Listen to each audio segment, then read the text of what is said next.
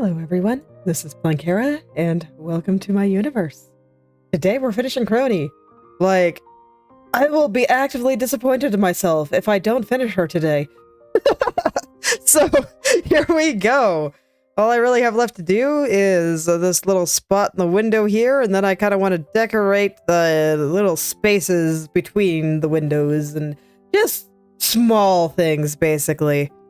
That might actually be harder than I give it credit for, because the blue parts of the windows are actually on top of the dark blue parts. So I'll probably just have to line up manually, but that's fine. We got like 3 hours. It'll be great.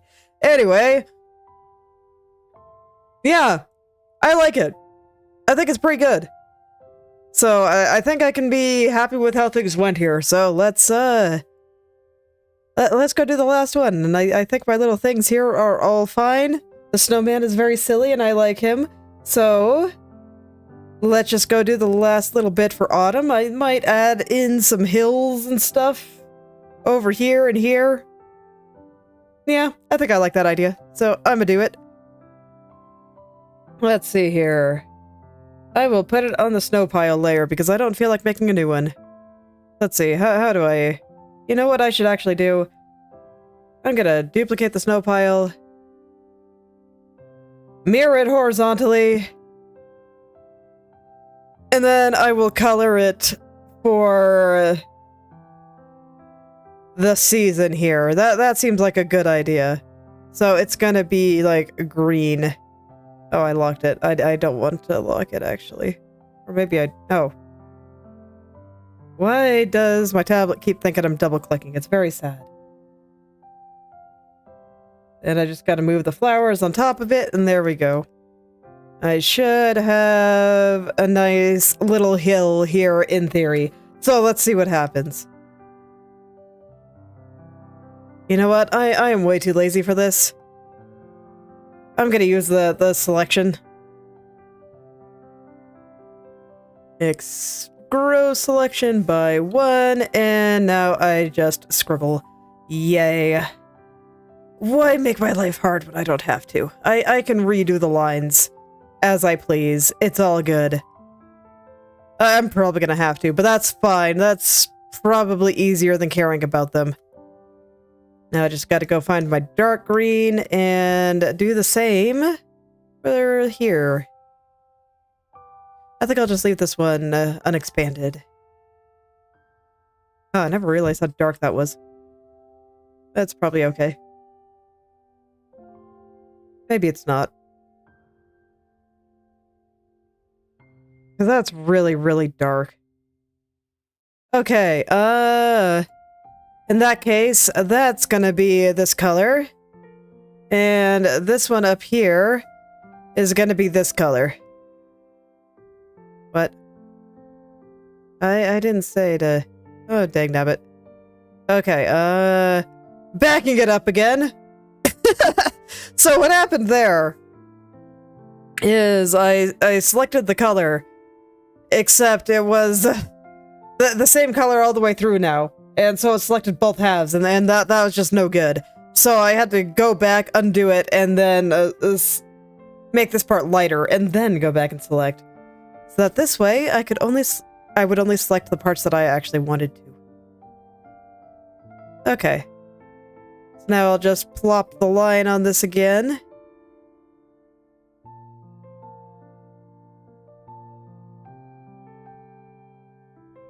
Shave off the top here, because I kind of want it to go down. And there we go. And I'll do the same over here. I'll just match the colors again. Maybe I should save doing the line for last then. I don't know, man. It's fine. I'm not going to think too hard about it.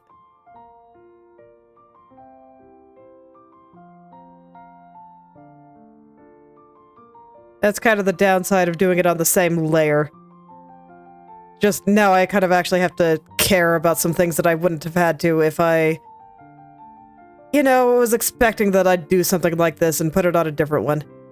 I just remember, I decided not to put the hill anywhere because I figured that with as busy as the leaves felt, that it would just kind of get in the way. But as you can see here, I changed my mind. So here we are. Anyway, I'm bring this over to summer now. All the way over there. I don't want to move it vertically, so I'm just using the arrow keys, which always takes a little while. I wouldn't be surprised if Krita had a better way to do this, but man, I don't know how it works, so... yeah. Here I am. It is what it is.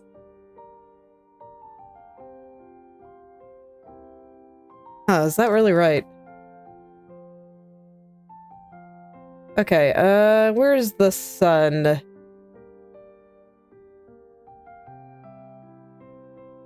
The sun needs to be in front here. There we go. Okay. Now I should be able to place my snow pile. Let's see, what are you doing? What are you doing? What are any of us doing? I don't know half the time. Okay, that's probably about right. And then I'll turn all the sun stuff back on so that this way I know what I actually have to care about. And now I can go in and change the color. I think I'll use spring colors for autumn because, well, no, I guess I can turn the grass yellow. I was gonna say, the grass doesn't really turn colors like the leaves and trees do, but they kind of got some color to them. They kind of do.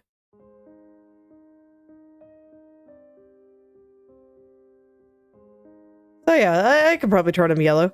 And then at some point I want to go back and add some more interesting color variation to the trees.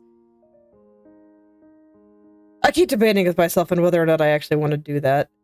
Because, if this was a normal thing, I'd say, oh yeah, definitely. There's no doubt in my mind, but this is just a random background element.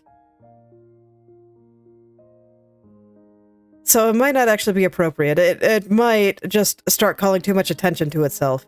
And we don't need background elements that are hungry for attention. They just kind of get in the way. And nobody takes them seriously.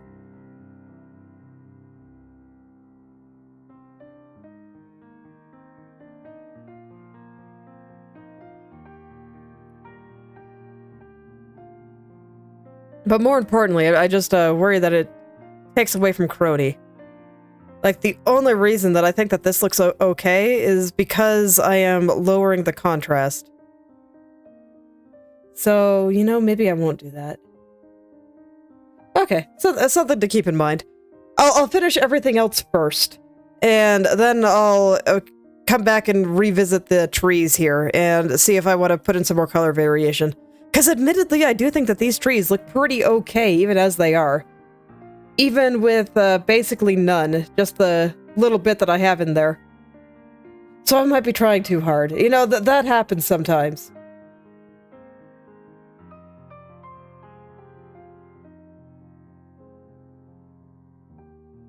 Alright, let's go mirror this over, layer, transform, mirror horizontally.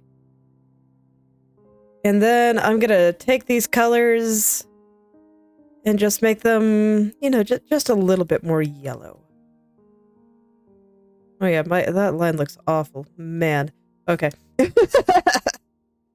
Fortunately, the summer ones are pretty yellow, but still very much recognizable as green.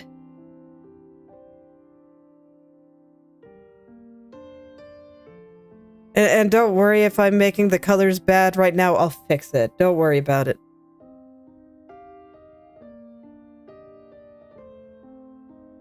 Okay, so I think I like this for the top part.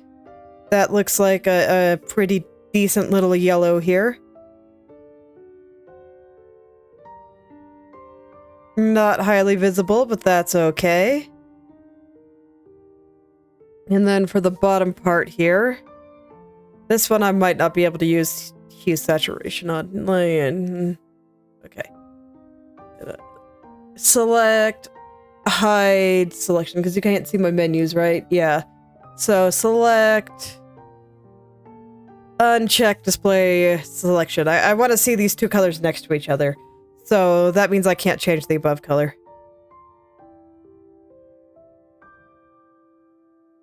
So I kind of want it to get maybe a little bit brown.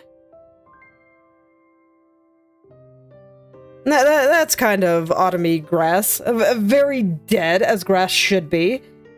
I am personally not very much a fan of grass. That's why I live in space. There's no grass in space.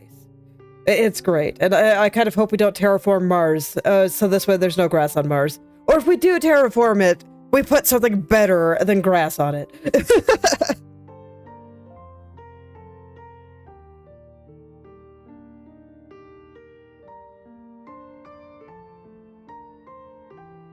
Why are you freaking out? Did I... No, I colored this all in the right layer. Why are you not letting me draw there? Oh, because I saw the selection. That's right. Let's display the selection again, because I forgot about it. Oops.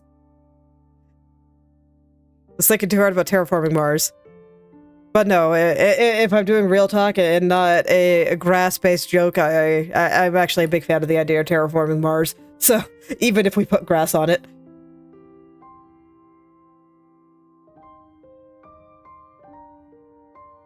There we go. That line is too thick. I don't like it.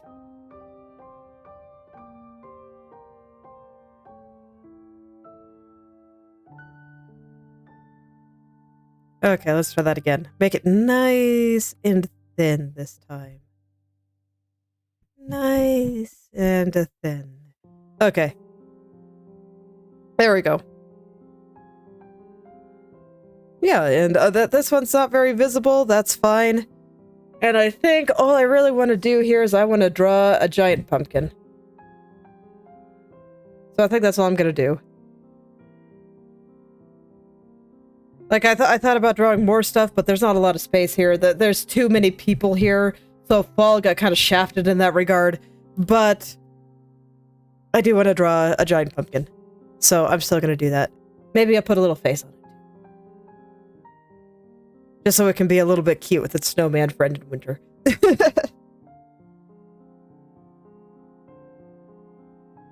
What do pumpkins look like again? Let's see. Pumpkin. I just want to look at a picture here. Yeah, it's basically round. Like it's not quite a perfect circle, but it's pretty dang close. So I'll go ahead and we'll draw a pumpkin just right there. And then I will make it pumpkin shaped. You know, I don't actually like that color anymore. Okay, I'm gonna deal with that first. You need to be less a puke yellow and more brown. Just kinda neutral brown.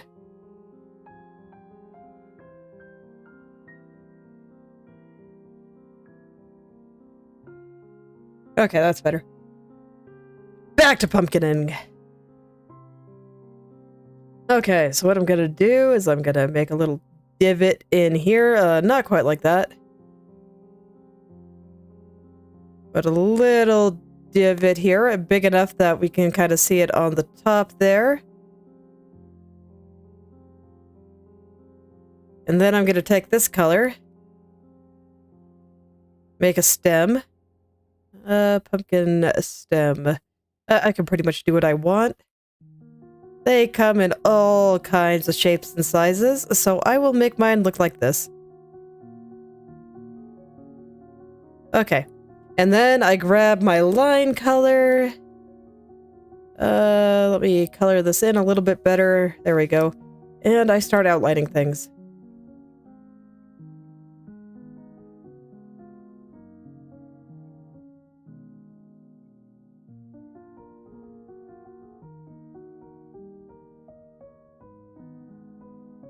Just many a straight line, and I'm just doing all this on the same layer. It's fine. I am not especially concerned. It's just a small thing. I just wanted something more than a tree here. Not that thick. There we go. Something just a little bit more than a tree, and you know what better represents the harvest season and or Halloween than a giant pumpkin? Seems good to me. So then I'm going to draw some smaller lines to make it a little bit more pumpkin-like. In theory. You know, always in theory.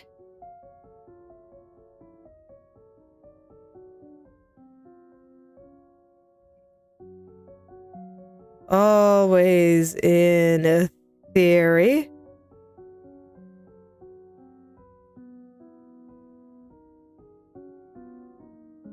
But no, this looks fine. This looks decently pumpkin-like, so I think I'm satisfied, and I don't think I'm going to make it a bunch of different colors or anything. I changed my mind. I'm going to make it a couple of different colors. True me fashion. Okay.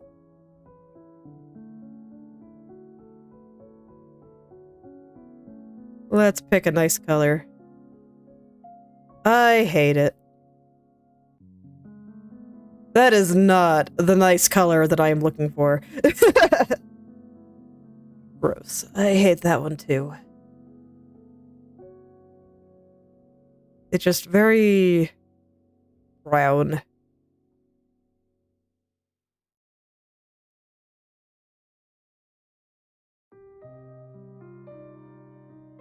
Okay, I'm just gonna have to pick it, aren't I?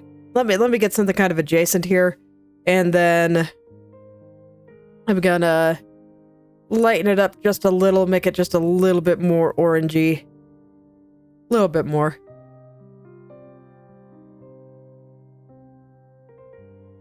Okay, that one's alright.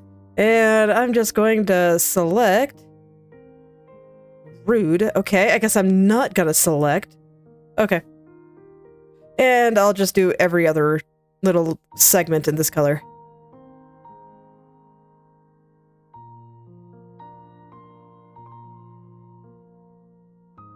I'll probably do a little bit with the brown up there as well. This does mean I'll have to redo the lines, but such is life. As always, you know, that there's a little bit of suffering for the art. It's okay. It will be okay.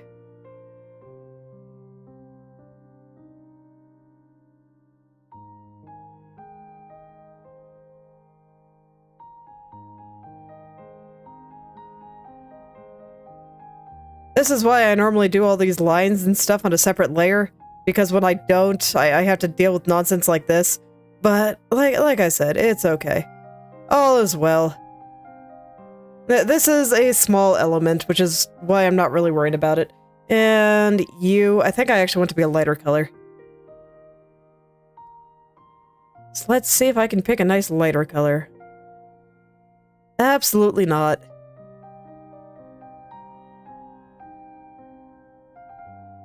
Somewhere in between those, honestly.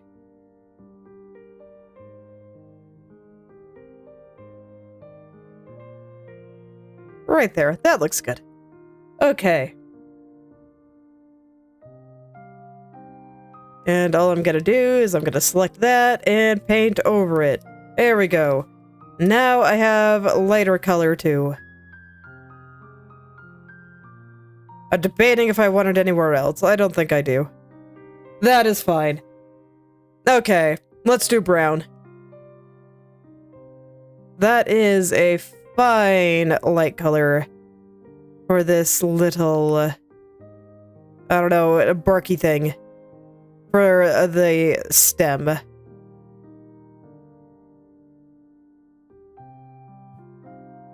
That was the word I was looking for. It was stem. Barky thing is probably descriptive enough, though. Pumpkin stems do kind of remind me of tree bark, so that's a decent color. The brown cooperated way more than the orange of the pumpkin did. So that's nice. Or maybe I was just less picky. You know, who knows? You never know with me. Okay, and now I just fix up the lines again, and all will be well.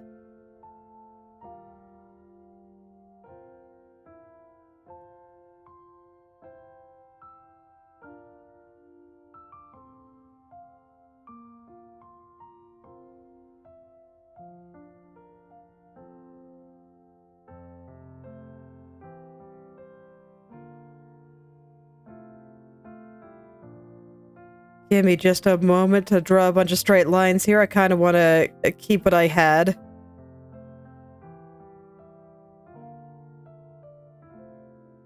The one thing that can make me focus when doing art. Straight lines. Or in this case, just precisely going over what I already drew. When I have wiggle room, I can talk at the same time. But when I'm really trying to get it right, it can be hard.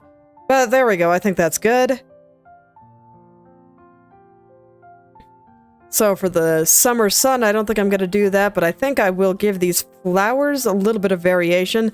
Probably should have done that before I merged them together, but, oh well.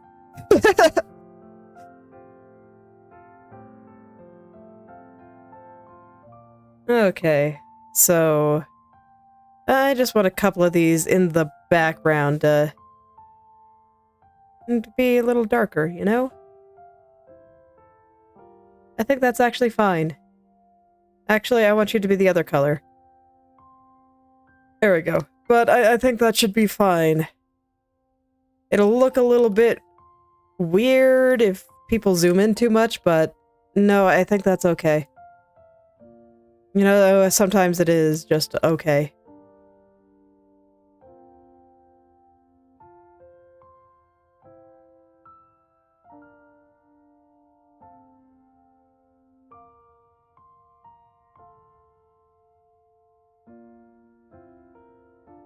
Yeah, totally fine. And that looks fine. I think it looks a little bit better even. Okay, and now just do the last thing that I was thinking about doing a long time ago. I was thinking about making the top of these windows a little bit darker. Just a tiny gradient. Add a little bit more interest. No. I like the gradient idea, but it has to be on the other side. It needs to be on the bottom. There. Okay. Yep, I like it. So there we go. Let me go turn on the limiter here and there. And indeed, that is... I think that's pretty sufficient contrast. You know, it's... I think it's pretty good for what it's supposed to be. And I think doing too much more with the colors would probably actually detract from things. So, what I would like to do now is decorate these blue parts kind of in between them. The question is how. Always the question, isn't it? Alright, well, first things first. I am going to take the windows themselves, and I'm going to put a thin stroke around them.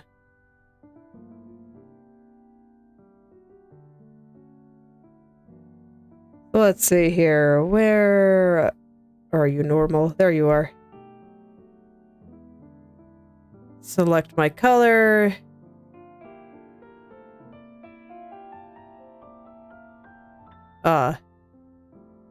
Okay, can't do that. There are too many shenanigans. I can't do that. No, but please go away. Okay, so I will just have to, like, do everything manually, which is unfortunate, but, you know, it's within my abilities.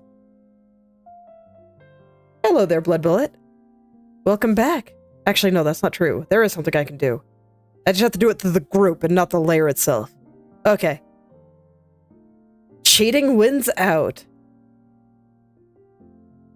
Just gotta be smart. Okay.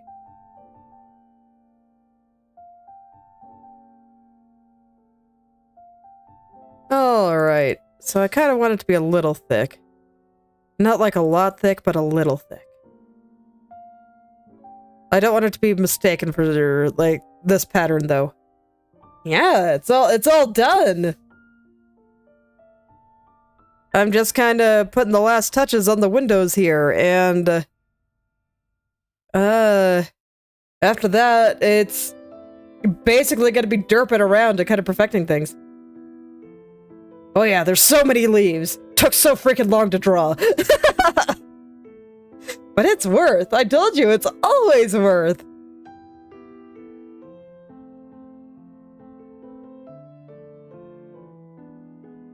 Never be afraid. Embrace difficulty. The result is pretty.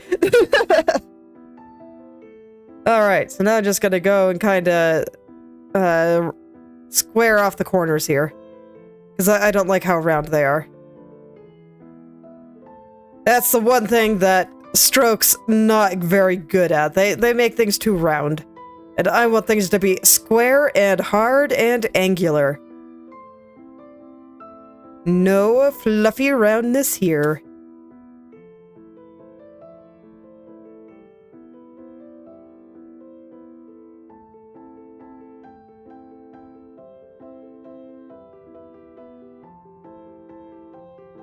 Alright, one more little corner here, since I am able to just make it symmetrical in theory. I hope I lined up these windows right, because if I didn't, well, I'm gonna have more corrections to do, I guess. And that's just always unfortunate. But it looks like I did well, so... let me just check it all. Yeah, looks like it's all good. Gonna check up here. I can't really do that, can I? Well, it must be done, so I will figure out how to decorate the windows afterwards, I guess. Alright, and here I want this to be pointier. Gotta make it nice and sharp. Is that the only one we see? Nope, another one right there. So this should get all of them. Okay.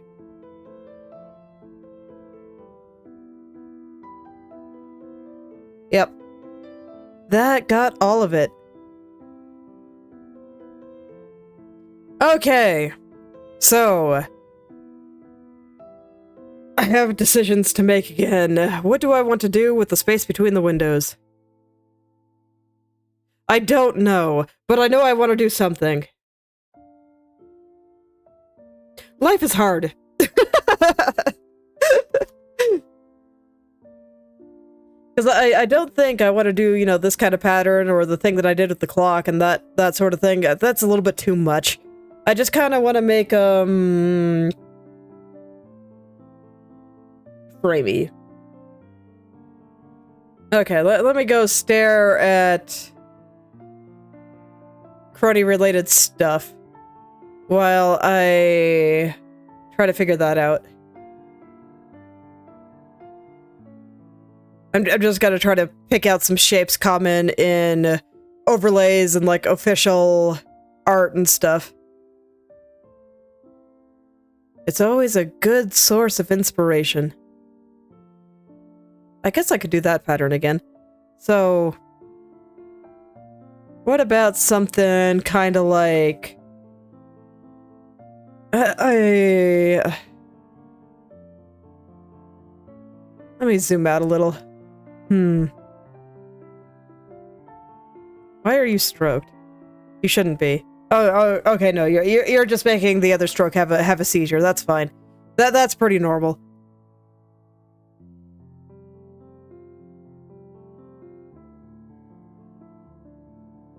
It's way too hard to do it without proper symmetry. Okay, so that means Kronii is in the way again.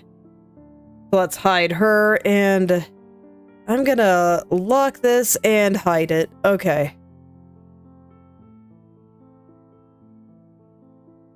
I don't want it to overlap the windows themselves too much. A little bit is probably fine. Yeah, I think this should be good. Not that exactly, but the idea. So, okay, Snake, you are adorable, but you are also in the way right now. So I'm gonna hide you for a moment and figure out how to run this properly. Basically, the line was really, really thick. I want it to be super thin.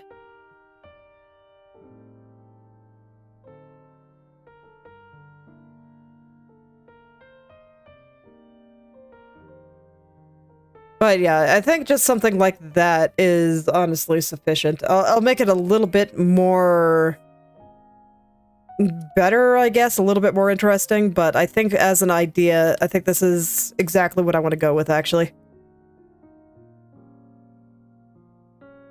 Okay, so I'm just gonna line things up a little bit better, add a little bit more variation. This will be copied and pasted to every vertical section.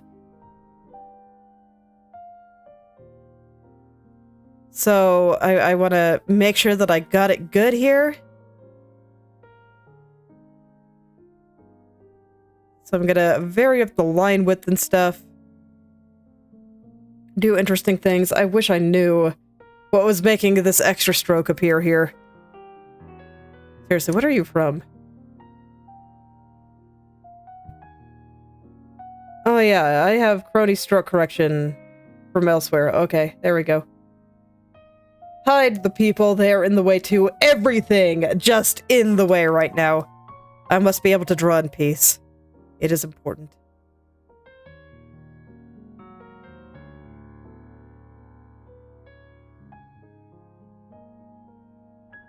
Let me see, what does this actually look like? Okay. Do I fill some of these in, or do I just add a pattern?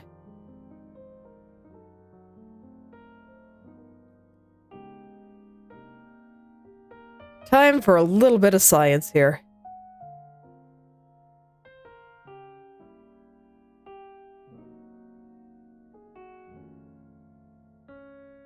Yes, okay.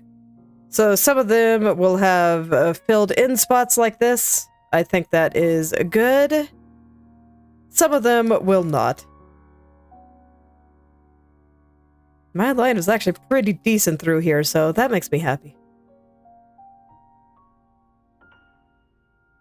And then some of them I might add a little bit of patterning on the inside. Or maybe even the outside, kind of like this. I don't know. I shall see. Like I said, I don't want to do too much with this. Just enough to be interesting, basically. Okay, I didn't finish all the way up, that's fine.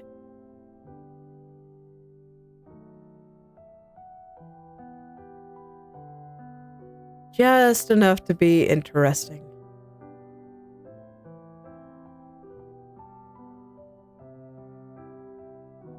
Nah, I don't like that one dark. I like this one dark instead. Okay.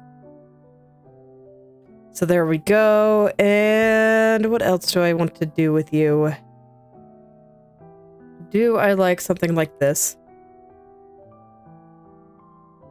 Only on a few of them, not all of them.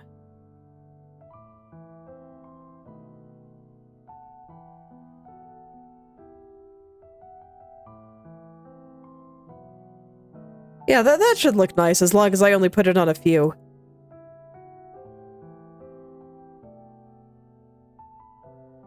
As long as it's only on a few.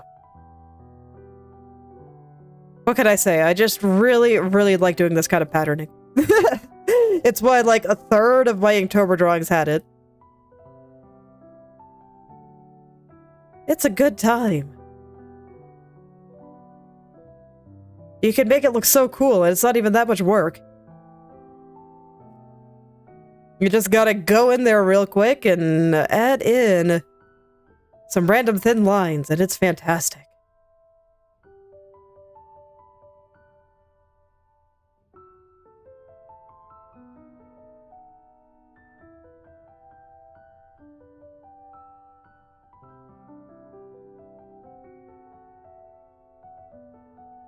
Okay, and I think that's sufficient, and do I want to do anything else? I think I might take a lighter color from Kronii's cape and plop that on there in a couple of places too. Like maybe here.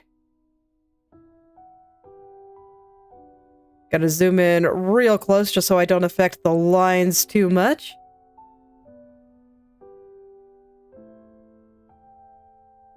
And maybe like on the ridges of the thing that I just drew.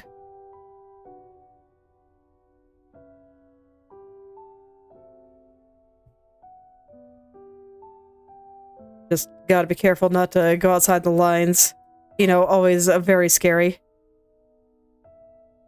But it's okay, you know, once I draw this once, I'll just be able to copy and paste it around. And then I can figure out what to do with the curved parts and all that stuff on the bottom.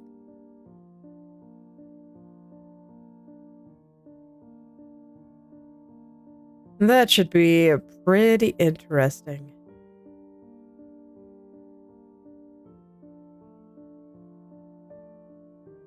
So yeah, this lighter color is somewhere between this blue and this blue, so I think that's pretty cool. I think I like it.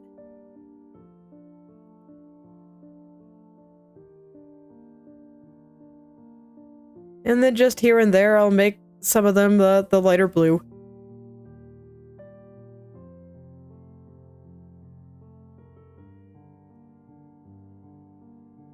Just here and there. Wherever I think it looks good, more or less. Wherever I think it looks good.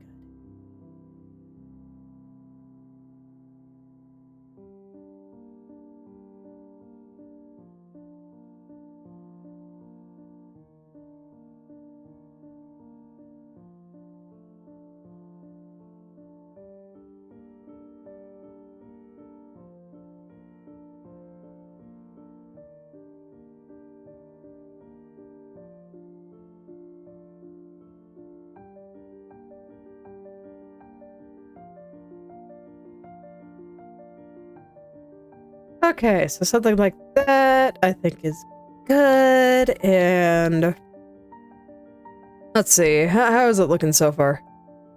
Yeah, I think I like it. I think it's pretty good. And you know, here has two that are the same color, so I'll go ahead and break that up a little. I can't even remember the last time I zoomed into 800% to draw something.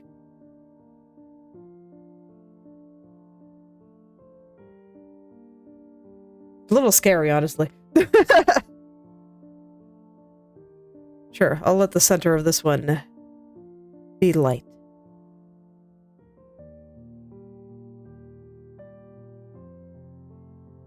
So if I wasn't planning on copy and pasting this all across the bottom here, I probably wouldn't be drawing this much because Kronii is like completely covering this part of the window.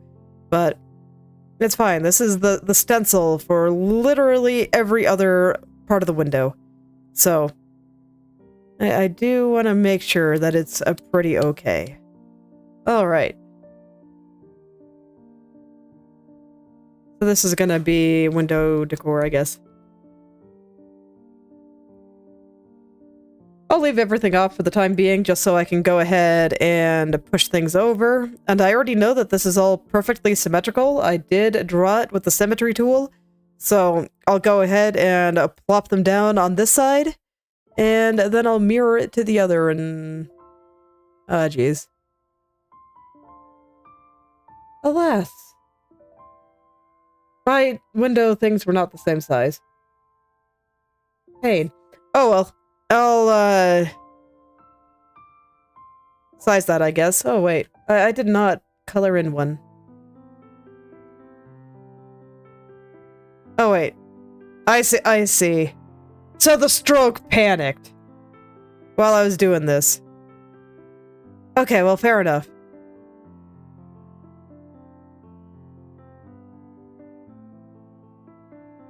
Okay, so I'm gonna have to do this with Krita kind of freaking out over strokes. Yeah, the best way to check is from up here. But that looks about right. Okay, so no, my things are about the same width. At the very least, they're close enough that I don't really see a difference here. Okay. Panic subsided.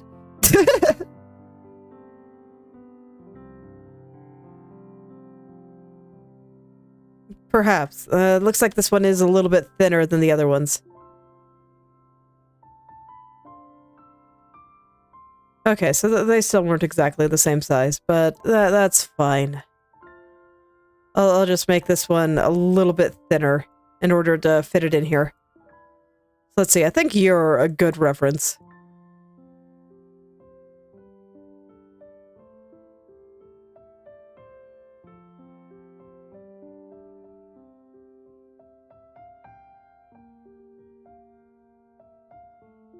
So right about here, it looks like. Yeah, I still think that looks fine. So then I just merge them together. I'll duplicate it again. And flip it horizontally, and there we go. So now it's on all the windows.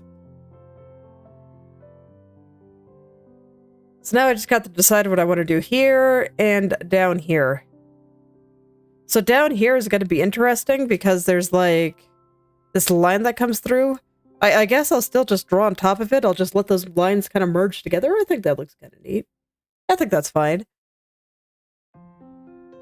Yeah, it should be fine. Man, that giant pumpkin looks incredibly funny without all the things covering it. The field does too. Anywho, yeah, I think it'll probably be easier on me if I just draw things manually, but I think I'm going to do the same kind of pattern. Where I get a thin brush here and we just... Ooh, that's right. But you won't be symmetrical if I do that. Alright, vertical symmetry time. Let's see if I can... get this... pretty close to right down the middle. I wish it let you snap a little bit more easily. Maybe there's a way and I just don't know what it is. But I don't know what it is, so I can't do that. So, praying this is close enough.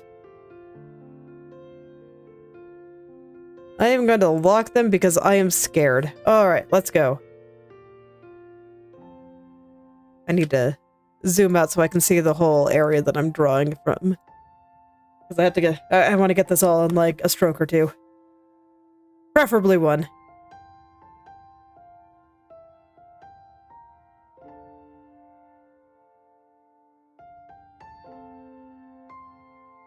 Okay. Let's do that a little bit better, but yes, that is the right idea.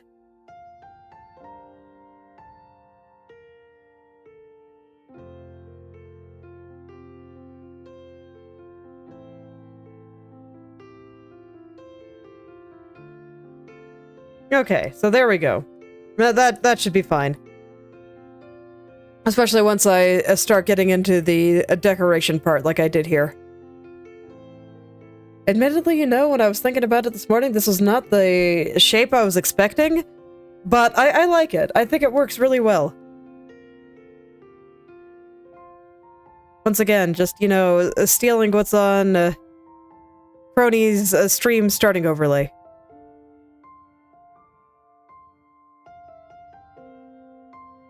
These are all going to be merged together, so any corrections I want to make on that one up there is also fine.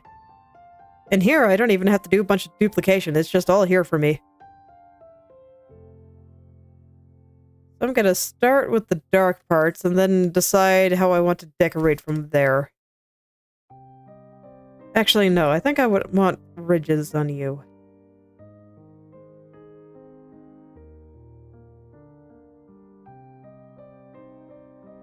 So, you know, something like this.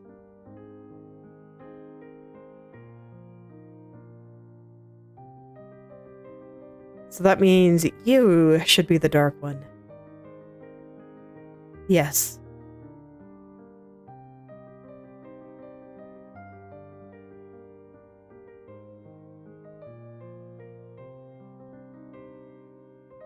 Let's see, how far out am I? Like, just started. So, yeah, let's go ahead and make this one all ridgy too. I'm just kind of making it up as I go. It's fine. I think some things with composition need to be thought about for a while, but others, you know, you could just kind of go with what feels right. Or at least I can.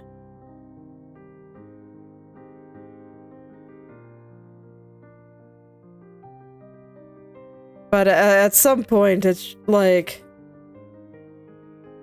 when I look at the picture, it just I can hear it sing, and it's a wonderful thing.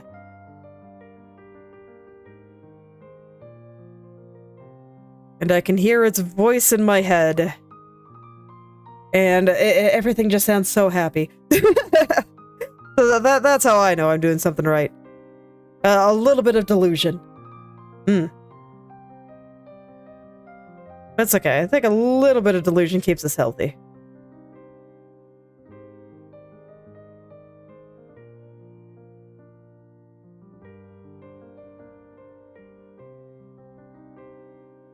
I would rather not. My little universe is a much more pleasant place.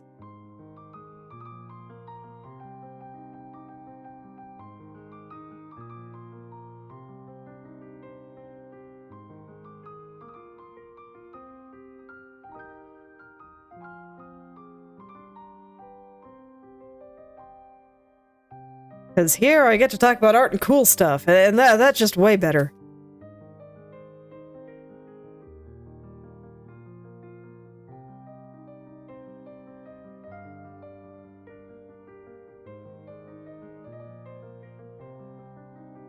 Okay, yeah, I think I'll put another little ridgy spot here.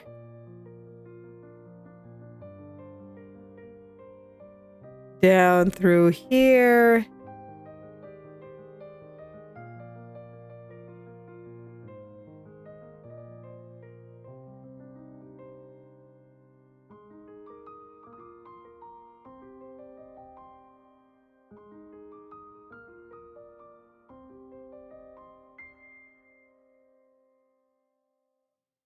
Okay, so I think I'll put another dark one here. I'll make that one ridge, and a dark one at the end here.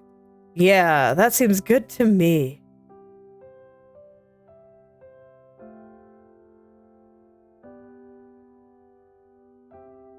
That seems pretty good to me.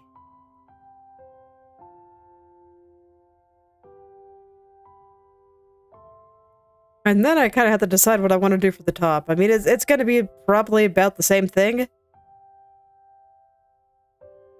Roughly, but I'm going to have a really hard time getting a proper mirror image up there. So I might have to pull some shenanigans. I might, like, copy and paste something from elsewhere.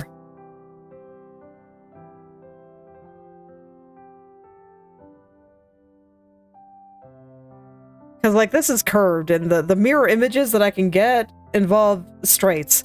So that's what's making me think I gotta pull some shenanigans here. Alright. But before I move on up there, I guess I should get my lighter parts in. Oh yeah, this is looking good. Alright, I'm actually gonna put the layers back on at this point. Like, I know all of this is visible, but all the stuff up here actually really isn't. So I'll just find a nice spot up here to copy and paste from, I think. Yeah, I think so. And you know what? I think I'll actually use one of those little stars that I made really early on that was going to go in the upper corner over here. And I'll use those. I'll use some of those for up there. Yeah, I like it. Okay, I can see the idea in my head. The general idea is here. Okay. But first, I got some stuff to finish. So here we go. And you know what? I already have all this on a different layer. So I'm going to make my life easy and do what I probably should have done before and just kind of draw on the layer underneath. Are you not on the layer underneath? Oh yeah, because... Okay. There. No problem. Now I can just have an easy color by number time. I guess I have to care about the bottom, which is a little unfortunate, but for the most part I won't be drawing there, so it's fine.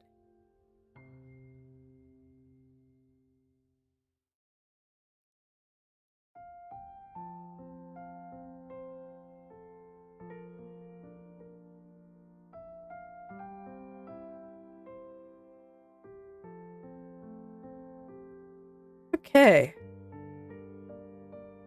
Oh.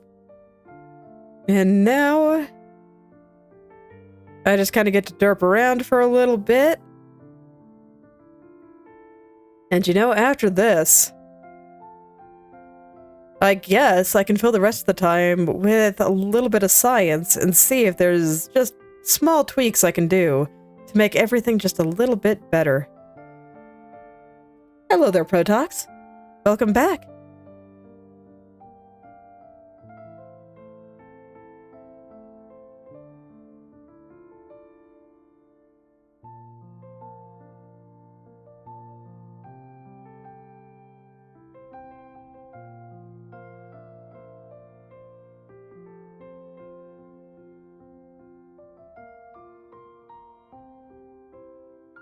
Okay.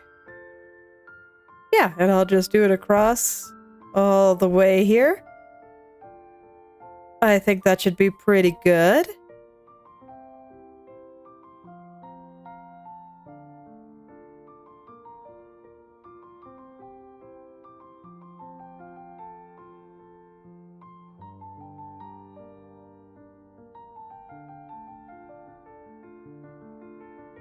I do think that should be pretty good.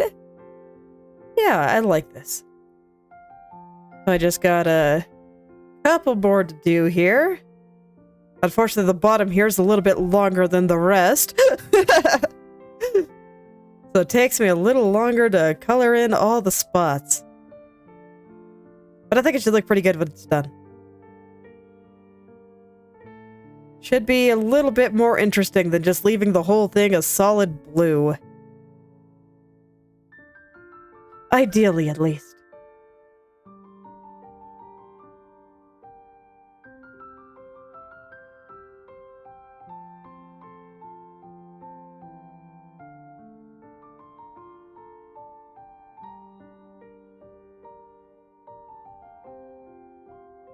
Alright, I think I'll grab this one, and then this one.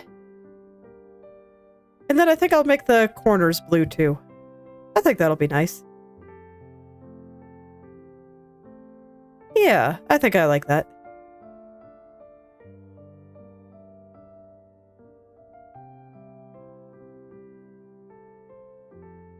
Then I just gotta make sure that everything is nice and smooth there.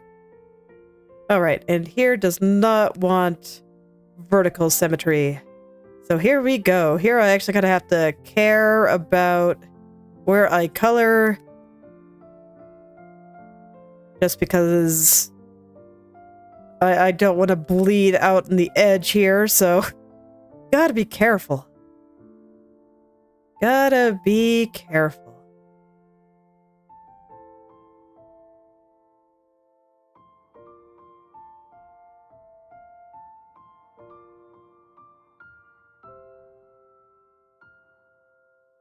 Okay, I think I like that quite a lot.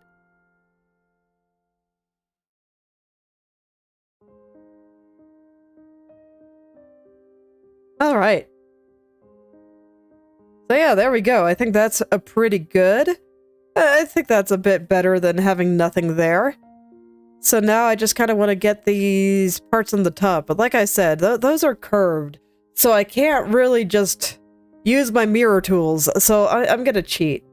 And I'm going to keep my life simple and cheat as hard as I can. So I will just grab this layer here.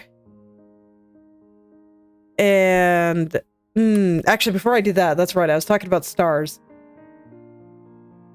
Here we go.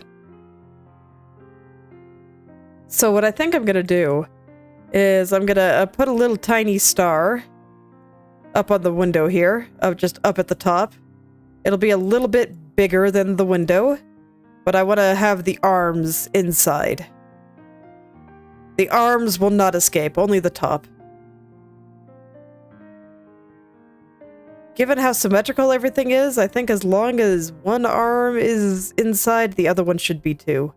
So this should be okay. I guess it might be a little bit less symmetrical than I thought. Okay, Kronii's in the way then. Kronii, go away! There we go. Okay. Now, I can kind of start putting that together. So I might have to distort the star a little bit.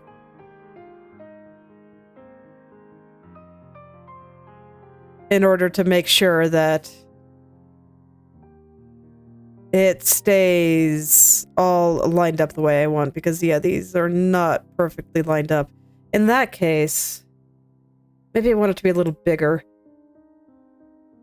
Because I don't think I want to fix all of the tops of the windows here. So if I just make it larger and have it this way, those little bottom points kind of start rubbing up against the side of the window. That might do the same thing, or maybe I just put the center roughly where I think the top should go, or where the very top of the window is.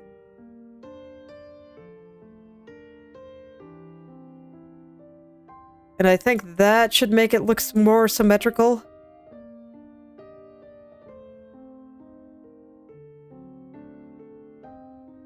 It's probably close enough. I think that looks okay. Okay, Kronii can come back now.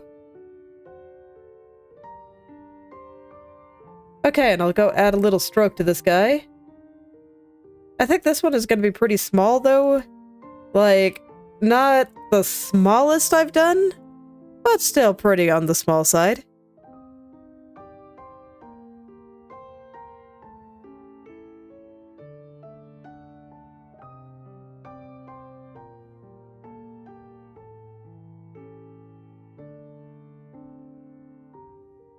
Even that's a little bit big. There we go. That's a bit more what I was hoping for. And there. Yeah, I think I like that.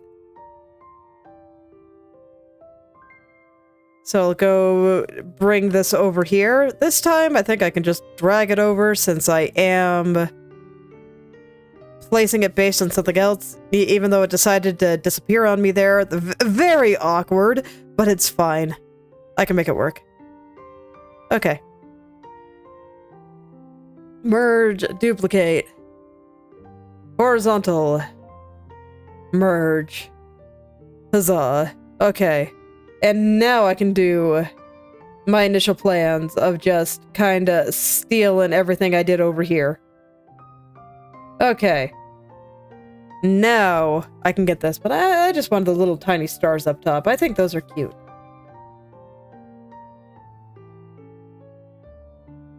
I'll just grab the whole thing. I'm probably going to erase a lot of it. It's fine. It's layer 43. Okay. You can always tell that I'm getting close to the end of a painting because I get really, really lazy about naming my layers. It's just not as important as it used to be. It's really not. Okay, so how do I want to do this?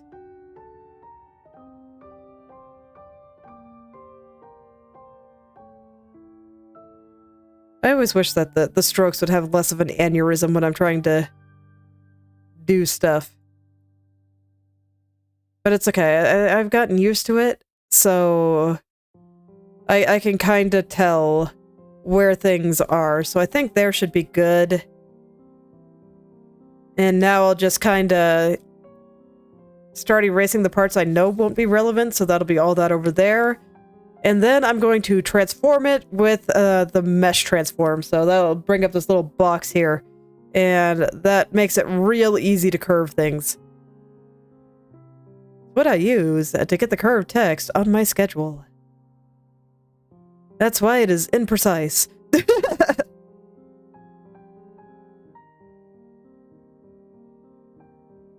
So I'll use this as much as I can, and for everything else, there's liquefy.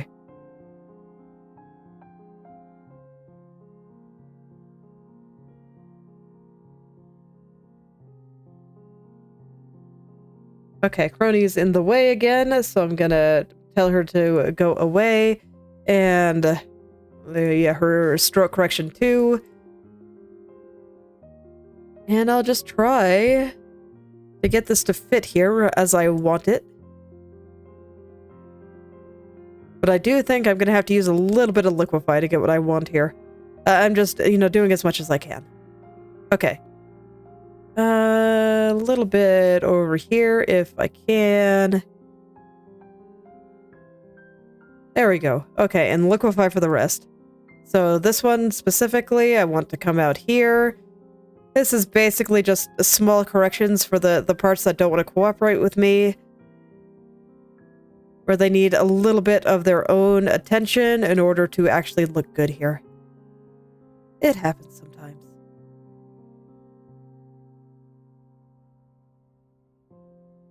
Okay, and I think that looks pretty nice.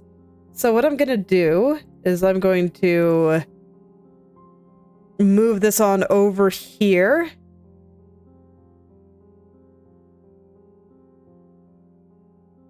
And I'll align it over here. This one might be a little bit thinner, so I might have to pull a shenanigan or two. I don't know yet. Yeah, looks like I am gonna have to pull a shenanigan or two. So I'll remove the snake just to make sure that everything actually ends up where I want it. Okay, that... yes, there. So this should be good for this part. And for everything else, there's liquefy.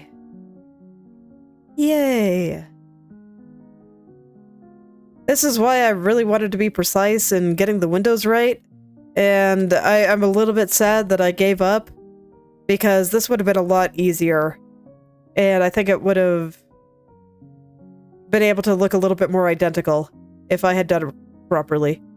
But it is what it is. Sometimes things just don't quite work out. But I don't think it looks bad. Okay. So there we go. I got those ones.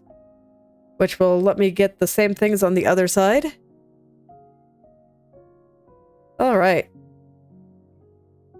So... now what I want to do is I want to take one of these. Actually, no, I'm going to take the original here.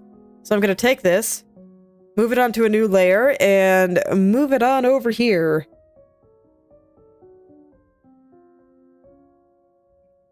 So that'll align back up with everything.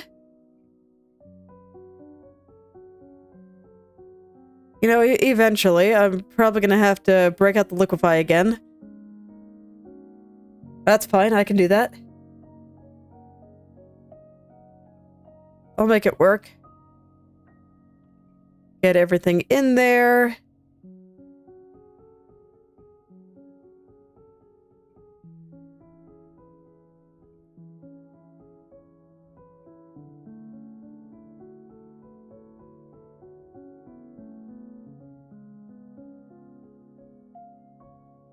Okay.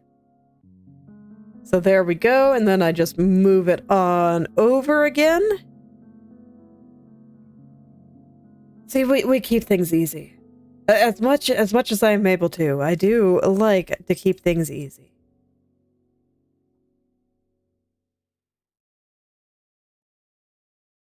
Okay, and then I just, liquefy things into place again.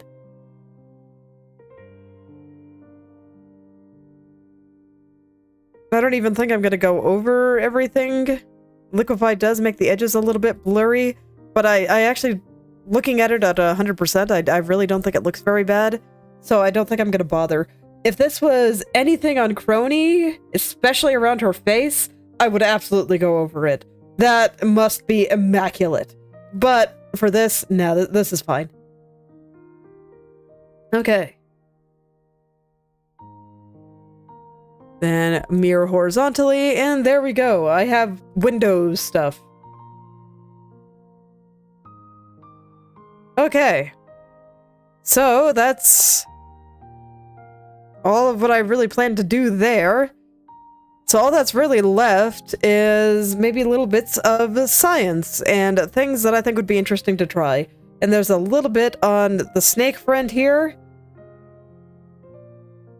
So let's go see if I like it.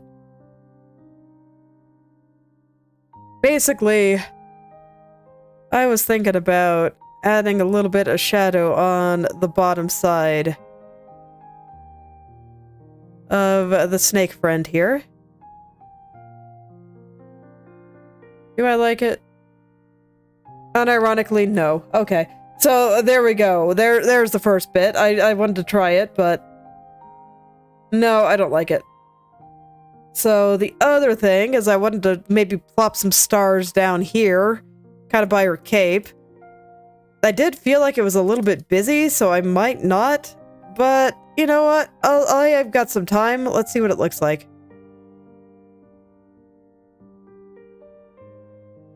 I can't really even find a good place for him, so no, I don't think that's any good either. Okay. You know, I'm glad I tried it, but no, I actually think that space behind her legs is actually kind of important, where there's just nothing. I think that drawings like this need a lot of proper use of negative space. Otherwise, they just end up really busy and they don't look very good. And this is like my biggest source of negative space. So I actually think I need to keep that. And if I put anything there, it's just too much. So, okay. Again, I'm glad that I just explicitly looked and checked it out. But no, I think that's fine. So let's see. There was a couple of things I was thinking about doing with Kronii herself for a little bit of separation. So a few streams ago, I added this dark line to her face, and I thought it looked really good as a way to separate her hair from her skin a little bit more. I really did like the result. And then I tried the same thing on her eyes, and I didn't like that. So I want to try some stuff on just various parts of her face and facial features. Mostly, in this case, her mouth. I have already tried the eyes, and I didn't like it. The nose, I definitely don't want to do, because it's an anime nose, man. You don't emphasize the anime nose. That's just silly. But I did want to try the mouth. And maybe perhaps her eyebrows, too.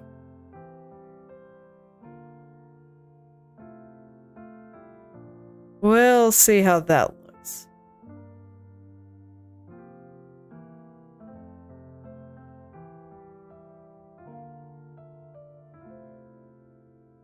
Yep. Triangle nose. That's all you need. Okay. That just makes her look like she has a mustache. So, no.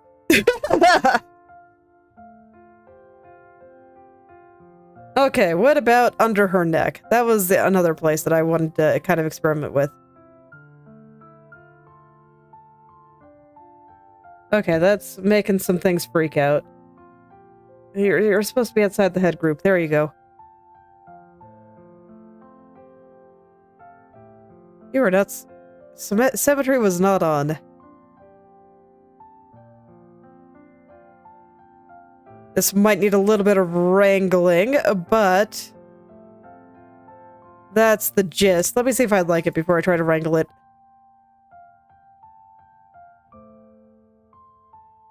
Yes, this one's excellent. Okay. Okay, this one's good. This one I keep.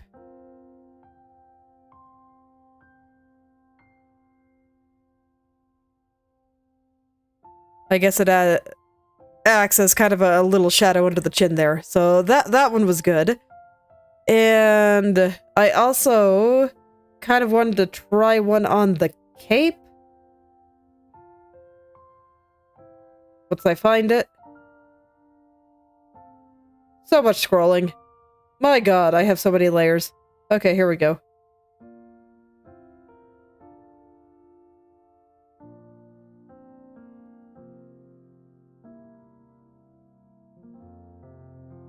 Okay, yeah, that's right. I probably want one on the front of the cape too, but yeah, okay. No, I'll do that separately. Let's try the back first. See if I even like this idea. Plus then I can preserve alpha and adjust, not have to worry about coloring outside the lines. It's always a beautiful day when I don't have to worry about coloring outside the lines.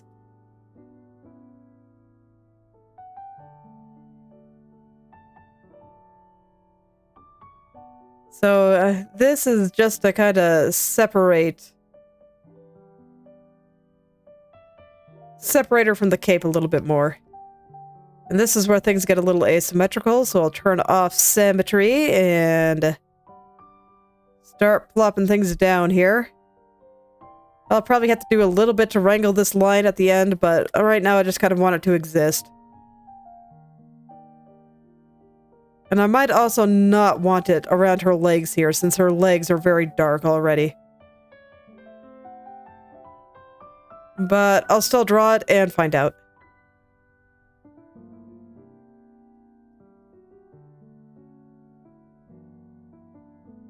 I just want to see what it looks like.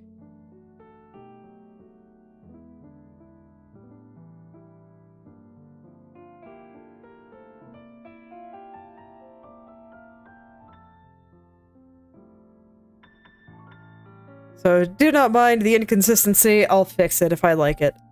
But I'm not sure if I will. I'll go ahead and do it on the front too. So that'll be over here. I was thinking around her arms and whatnot. Oh no, this is where things are symmetrical again, so I will turn on the symmetry. Just kind of separate this from her arms a little. Push it a little bit further into the background. That's kind of the general idea. Okay, so let's see if I like that.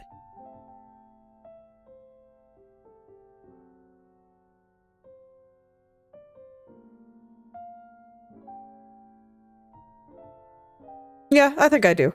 Okay, it's subtle, but I see it. So mostly on like the bright lines here. That's where I really see it. So I'll go ahead and wrangle the line a bit. I think I want it to be a little thicker than it currently is. Just really push that cape into the background behind her. Since I'm not doing like a proper sensical shading here, I kind of have to have other ways of pushing things forward and back. Most of the time when you do that with shadows.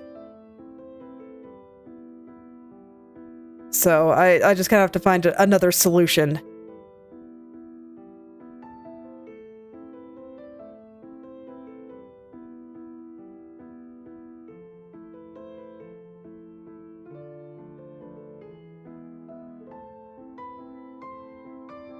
Okay.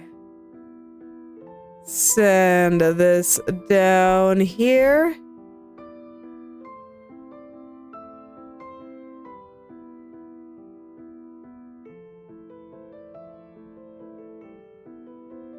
I'm just trying to get it all the same thickness now, and oh shoot, this part is not symmetrical. Oops. It's okay, I'll fix it. Fortunately, it looks like most of that part is underneath something over here, so it wasn't catastrophic. But it's fine. I just always keep forgetting that when it comes to the legs, I do have to make sure to turn off symmetry. Because that's kind of where I break symmetry.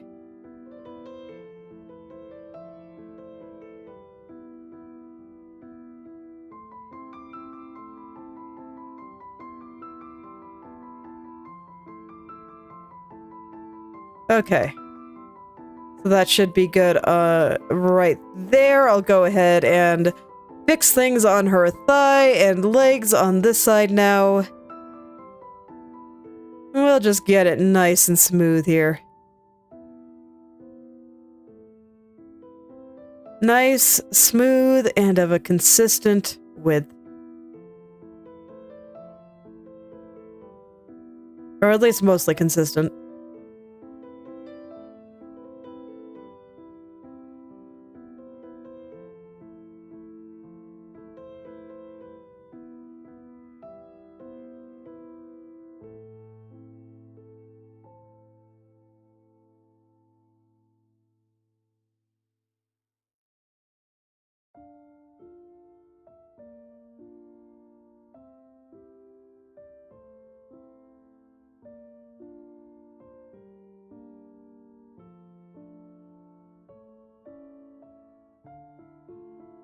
Okay. There we go.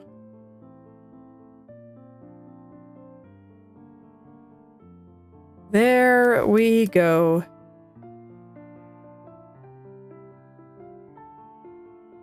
And now I can get this part on top of the cape here. And I don't think I have to be quite as particular with this one. It's not super noticeable, but there we go. Okay, so I think that was a little bit better.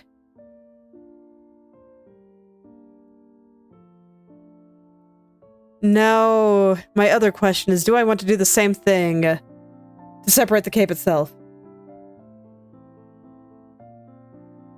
Alright, well, I mean, chicken is delicious, so that seems like a nice thing.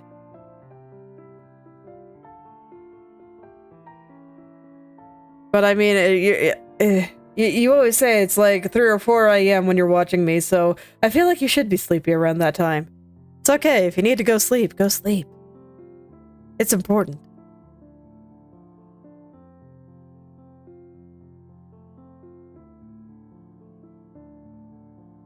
So let's do the same thing with the front and back of the cape here.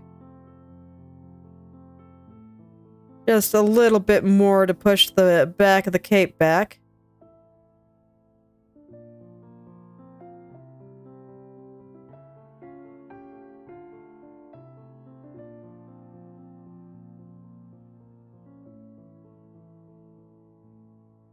And once again, I expect this not to make a huge difference except for that one spot where I'm covering the line.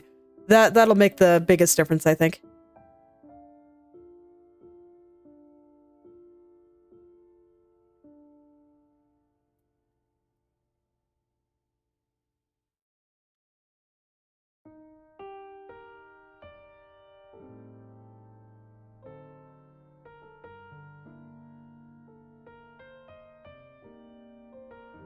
Okay. Yeah, I like that. That's pretty good. In that case, maybe I should do something similar with this leg and adjust, you know, small things to kind of separate some things a little bit. Like, I don't think I want to do anything with her arms. I might do a little bit with her hands. I'm just looking at other places where, you know, do I want a line to push things around a bit?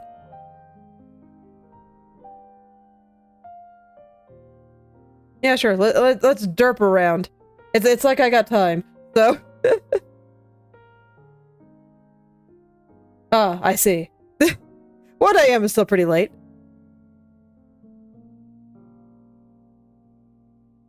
When I am is a worthy time of going to bed.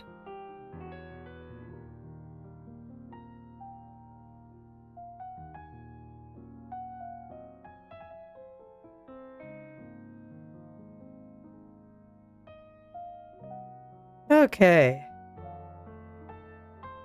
So yeah, I'll just go ahead and add a few lines here and there and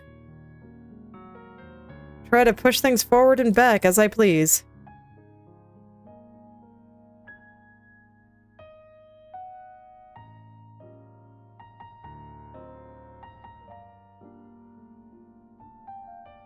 I don't want them to be, like, overly thick, though. That won't look good.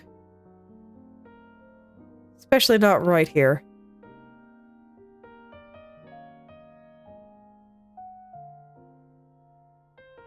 But I changed my mind. I think I actually want this one to go all the way through here.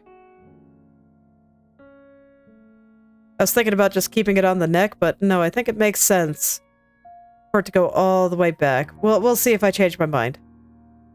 I'll see what it looks like.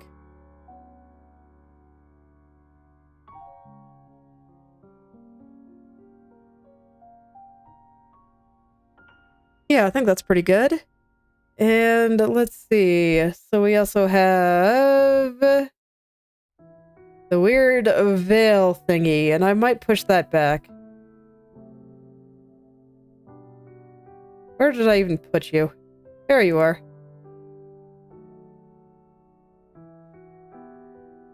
Okay, so I can do that with itself and her hair.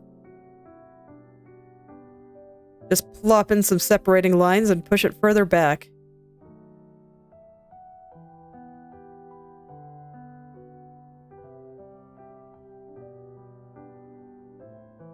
I'll wrangle the line a little bit after I kinda get the basics in here.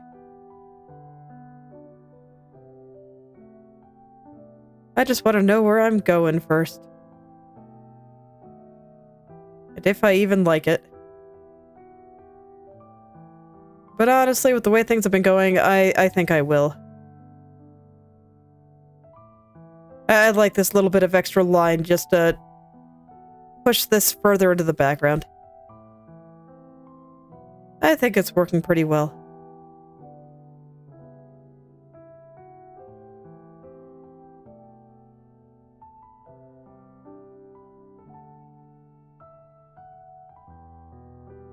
Okay.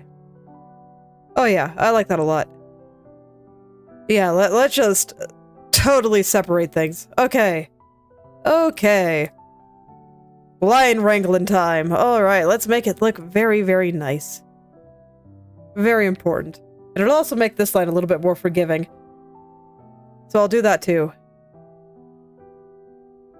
Let's see. That means I have to scroll all the way back to the top, which is a little unfortunate, but such is life.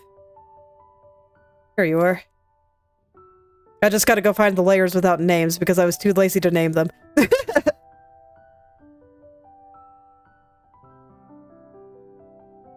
I will always name every single layer at the beginning. Just because I will always have a bad time if I don't.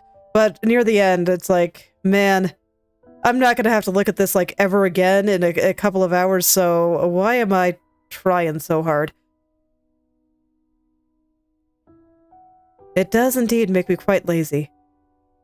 But I rarely am ever punished for it because, well, I mean, at that point, I don't typically do that much jumping around. And the layers without names stand out in the sea of layers with names. So, it works out. Layer 45 is descriptive enough.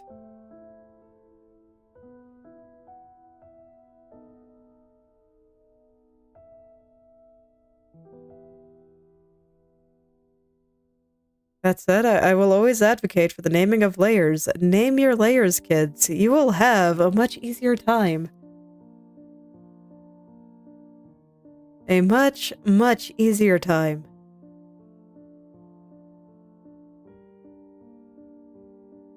And you won't have to do a bunch of guessing and checking to make sure you got the right layer. You just look at the name and you're just like, ah, yes. That is the one I'm looking for.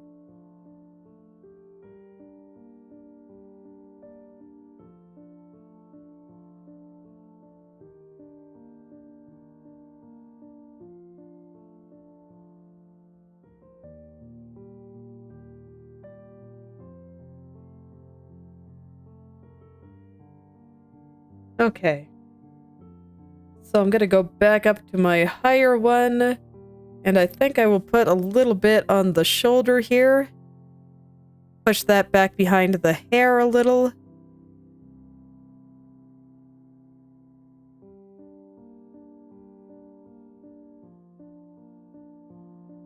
Okay, and back all the way down to the bottom, because I want to adjust the line that I put here a little.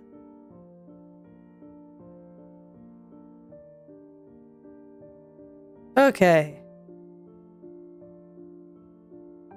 And I'm gonna do another one over here. Separate all this.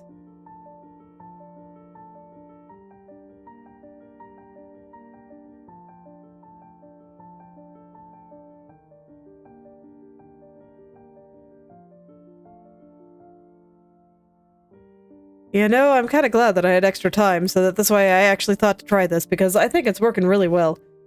And, I like it. I'm not sure if I would have tried it if I had managed to squeeze in the last little bit last time. And I think a lot of this science here is just born of, oh shoot, how do I fill 3 hours today? With a picture I'm almost done with.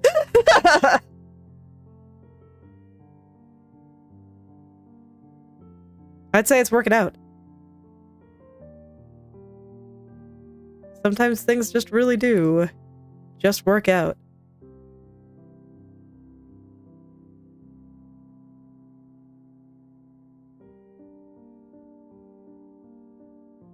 Okay. So this is where things are gonna get interesting. Because I want another layer underneath the circle there, so that this way I can do the same thing with each individual hand. Okay, so this one does need to be on this one. That's fine.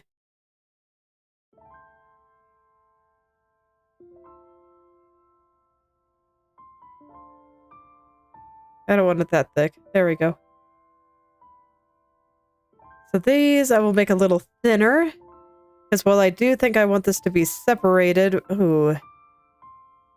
Well, that's unfortunate. Okay, well, I'm gonna have to pull some shenanigans. I can do that, though. But yeah, while I do want these to be separated, I think, I don't want it to be quite as strong since they are part of the same object. Actually thinking about it. Okay. There's one more thing I want to do with her veil thing.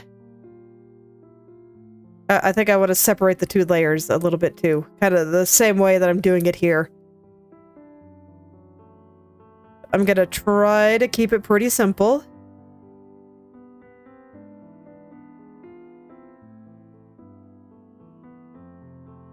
Here too.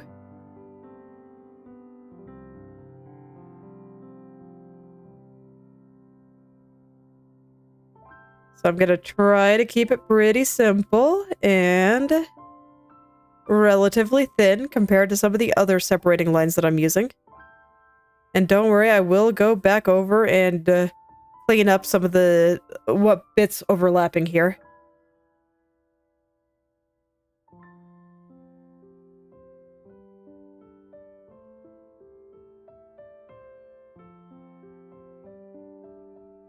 And I just don't want this line to be too thick. Okay, is that a good thickness? I'd say that looks pretty good, so now I'll go back and clean up the lines.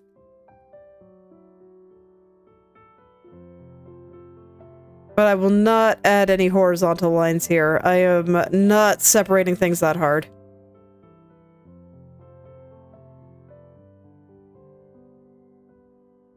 Unfortunately, it looks like I did the outline here with a stroke, so I don't even have to worry about accidentally erasing something. Life is good. Yep, I think I went a little bit too hard there, though. Okay.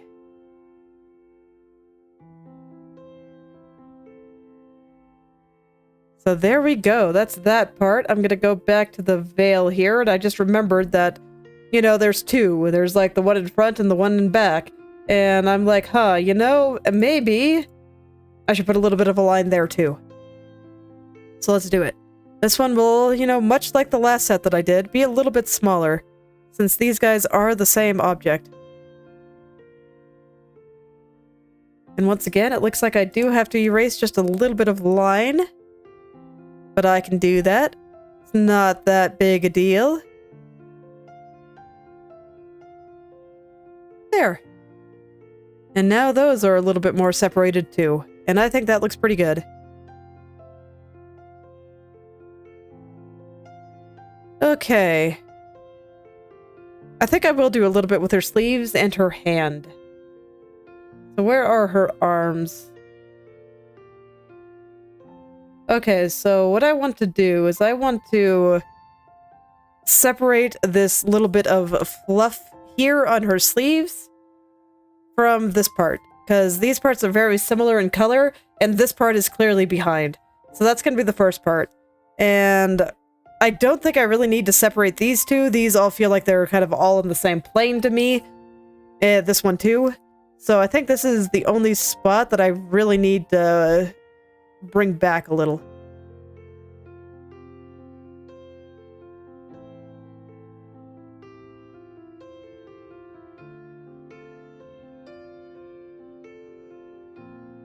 I think this is the only part, really.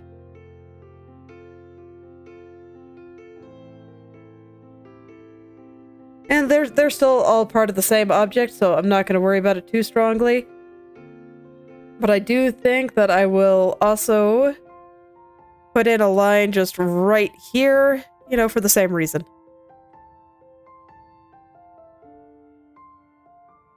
I just got to be a little bit more careful about it. Because this one is on top of the other layer as opposed to underneath. That's why I keep making separate layers for certain things, just to make my life a little bit easier. Where are her hands, anyway? Oh yeah, that was part of the body layer, wasn't it? No? Where did I put her hands, then? Oh no. Okay, in arm group somewhere.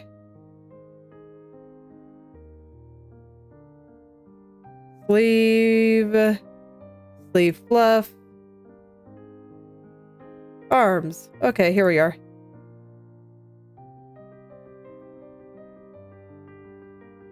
So I'll put a little bit here to separate them.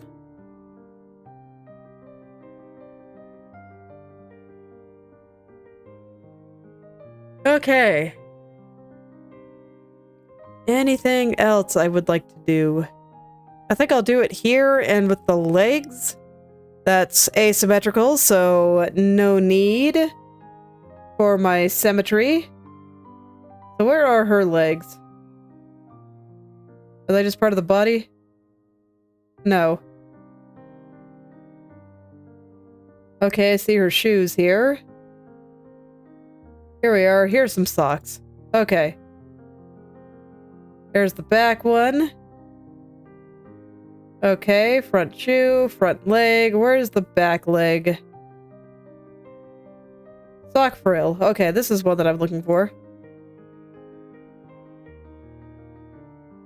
I don't remember where I put, like, anything anymore. But, you know, it's all good. I'll figure it out.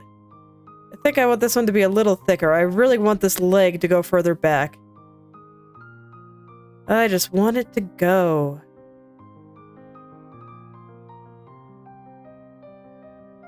I just want it to go.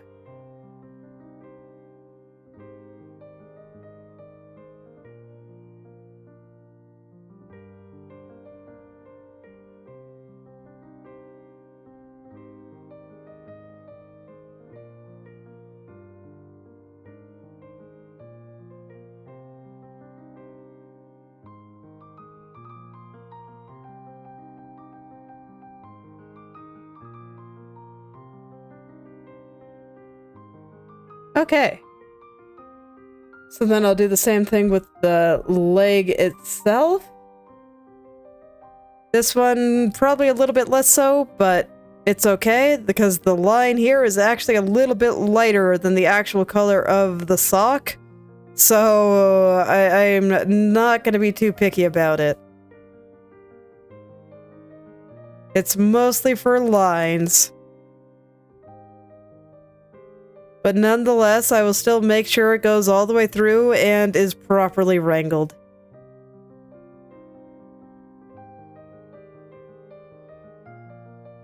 I think it'll be especially noticeable here where I make the leg a little bit lighter. So I guess I'll have to be a little bit more careful through here.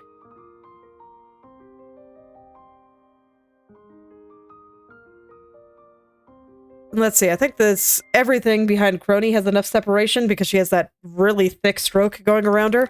So I don't think I have to do any further work with that. I think that is enough.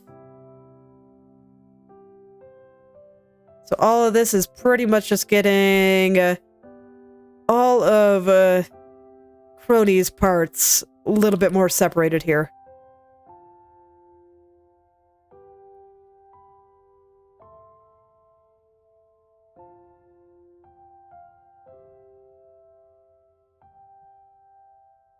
And I think it's working. I do think that this is sending all these things further into the back. I realized partway through drawing the last stained glass thing that I do, that would be the drawing of Yuyuko from Toho, where I think the reason that a lot of the effects that I used in my initial stained glass drawing of myself, the reason that they worked was just because all of my colors are very, very dark. So using light colors to separate them actually like made sense. And it's a little bit harder when the colors on the character are a bit lighter. So that's why I still kind of got to do some science here. I am particularly interested in the next idea for a stained glass drawing that I have, because I think most of the coloring there is going to be light in both the background and the foreground. So I'm really going to have to figure out what I want to do with that. It's like, do I just make all the lines dark? But at the same time, I really like the way that having the lines lighter than the drawing. I really like the way it looks, so it's a tough choice. Basically, once I get around to that one, it's going to be much science. It's not going to be the next one, though.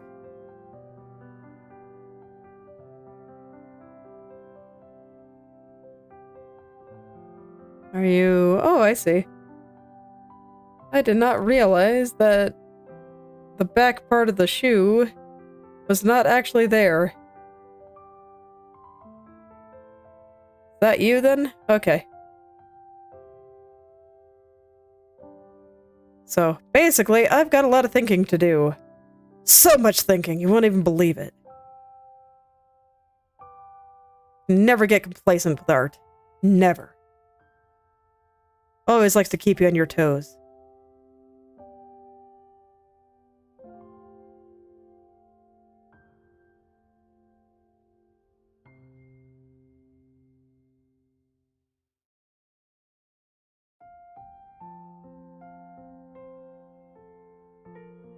But I think that one will be interesting, because that's gonna be, like, even more science than usual.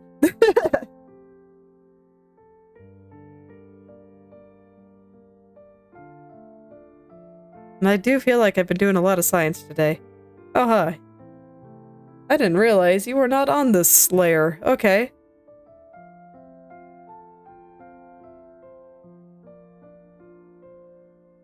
What is here, then? Okay, so literally just this... I see. Okay, I just have you in, like, the wrong spot. I understand. Okay. Look, I don't remember my layer structure from, like, over a month ago, okay? It's like I work on this one 3 times a week, and we're on part 17 or something? Yeah, it's 17, so how long is that? 70 divided by 3, so... 6 weeks, roughly? A little bit less. Yeah. I definitely don't remember how I structured my layers from a month ago. I don't.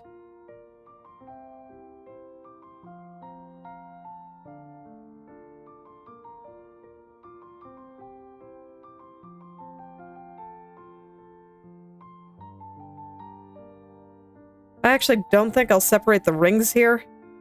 I think that would be a little bit too much detail for what I want for these, this back foot.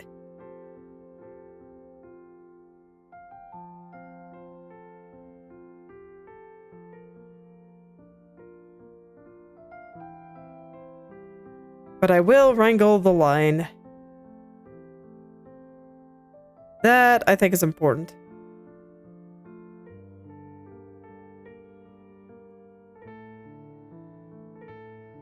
Oh, no wonder. I'm at 133%. I was like, wait, why does everything look bad? Why can I not get this line right? It's like, oh... the zoom level of doom that always plagues me. Yeah, there we go. Now suddenly everything's working. It's funny how that works. I'm not sure what it is about that zoom level that irks me so much, but it sure does. Okay.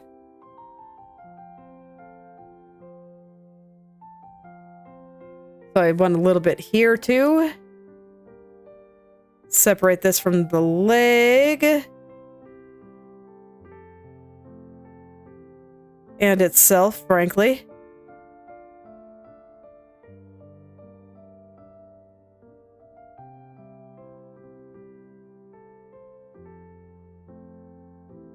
Again, not too thick since I am just separating it from itself, and I think all of this is on the same layer, unfortunately, but I do want to do it here too. So I'm gonna have to, like, be precise, and it's very sad. But I'll live.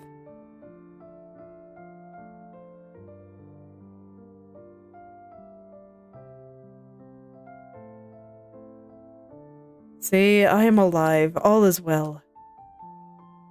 It's funny how that works out.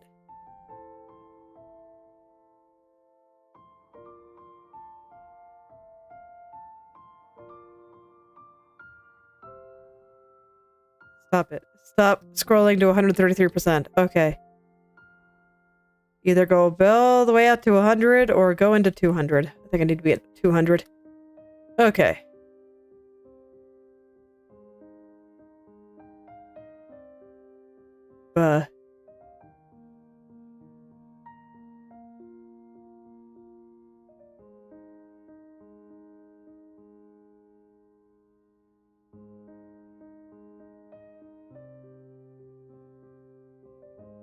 Okay. So there we go.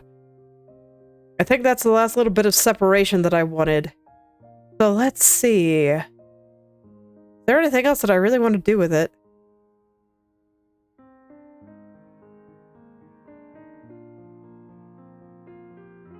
I guess I can try some of my usual post-production things, but I don't think it's actually really appropriate for this picture. But I'll still try.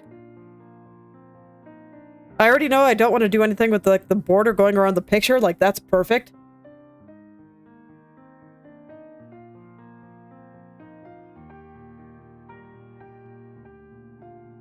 So we'll see if this brings out the colors at all.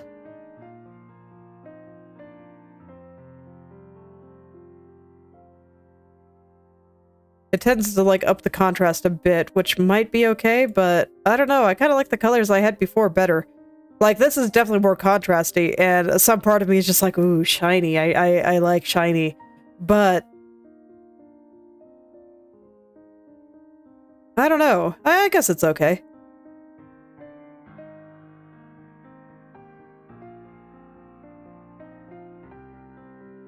I'll poke around with it, see what I end up liking. Okay, yeah, I guess I kind of like it there. And I guess I'll try some curves. So that'll be here.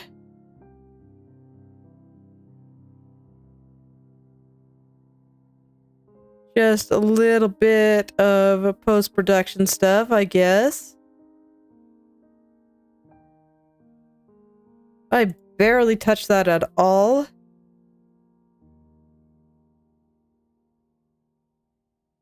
I think it's worse. So I'm gonna remove this one. Okay, but I think the soft light, the blur and soft light actually look pretty okay. Okay. I don't really want any of this to be blurry. A lot of the time I will add a blur layer and then just erase the parts that I want to be in focus, but that's not appropriate here, so I'm not gonna do that. I don't want anything to be blurry. So let me see. This isn't making anything blurry, is it? No, not really. Yeah, so I think it's fine. Then I guess I'll try a color balance layer just for giggles. Why not? See if I want to change anything.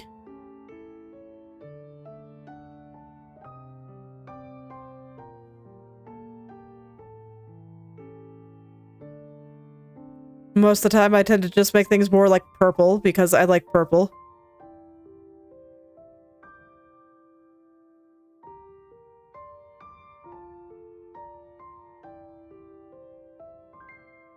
No, I have literally changed 0 colors here, so I think I'm just not going to. Okay. Yeah, I like my color choice. So I don't really feel like I need a bunch of post-production stuff here. I think it's just done. Yeah, I think this is it. I guess I can kind of talk about things for a little bit here. I mean, if you'd rather talk about something not art, you know, feel free to chime in. But in the meantime, I'll just kind of discuss some of my thought process here and some stuff that I kind of want to try for future pictures. Here, let me get my drawing tablet off my lap so I can get a little more comfortable. One moment.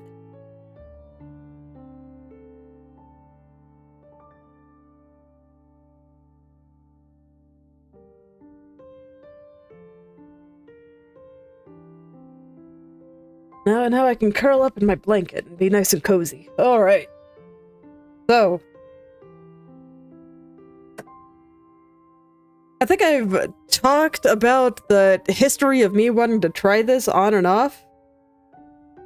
I mean, I've always kind of enjoyed stained glass and what it looks like, and then there's also like a bunch of the tarot adjacent art and just some stuff that looks, I don't know, vaguely occulty and mystical, and I always thought that that kind of art looked really cool. You can kind of see that kind of more like what I did with the moon. So it's always been kind of in the back of my mind to do it, but then I got this idea. Oh, I finished the picture, and now I'm just kind of talking about art. And, you know, if you'd prefer to talk about something other than art, you know, feel free to chime up, but otherwise, I'm just gonna ramble. So, what was I saying? Yeah, I had this potential idea for a comic. It's not the one that I'm writing right now. I had a little bit of a hard time putting the plot together for this idea. And I was like, what kind of art style do I want to use for this comic? And I wanted something like this. Unfortunately, I think this is a little bit too time-consuming for comic art, so I'm not sure if I'll be able to do that, but you know, by the time I get around to actually being able to write it, you know, maybe it'll be fine, or maybe I'll make it a video game instead. You know, who knows? I do hope I write it someday, because I think it's really cool. I don't know, I'm still having trouble putting things together writing-wise. That's a lot of why I wanted to do National Novel Writing Month this month. I wanted to learn how to write a little bit, and at least kind of determine, do I even like doing it? Currently inconclusive. Parts of it is fun, and I think part of it is I don't like endurance challenges, but I keep doing them anyway because they make me go do stuff. But anyway, that's a big tangent to say that I wanted to develop a style specifically for that idea, and I wanted it was a super kind of campy, dungeon crawling, fantasy adventure kind of thing, and I wanted something that looked like something out of a, like, heroic myth or something, the kind of things that you might see in a game where they're talking about the old days that have faded into legend, and that's what kind of made me do this kind of style. So that's where it came from. So I just really looked into, you know, what kind of things just make me think of ye old heroes of old who have faded so far into myth that nobody really even knows anything about them, and their heroic adventures have become so exaggerated that they're probably not even true anymore, if there was any basis in truth to begin with. And for me, visually, that's, you know, something like this.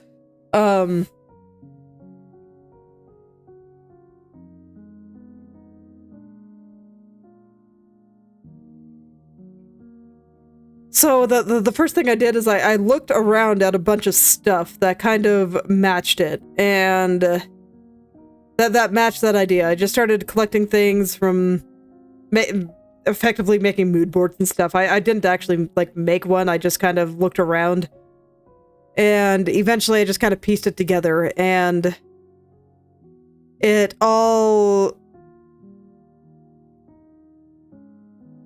The biggest thing that I found versus what I was trying initially versus what I actually ended up liking was that the lines were lighter than the picture as opposed to darker. Well, as is more common with, I don't know, standard anime art. I'll just call it that. And actually looking at it, I think I want to make a couple of changes, so I'm going to pick my tablet back up. Hold on. You know, this is normal, but I'll keep talking. Give me just a moment here.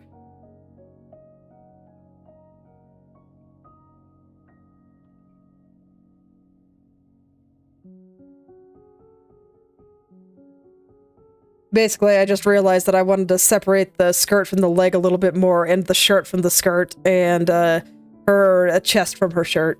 So I'll go ahead and do that, but let me find my layers, and then I'll get back to yapping about art styles. Where's my body layer anyway? Okay, here it is. Okay, so...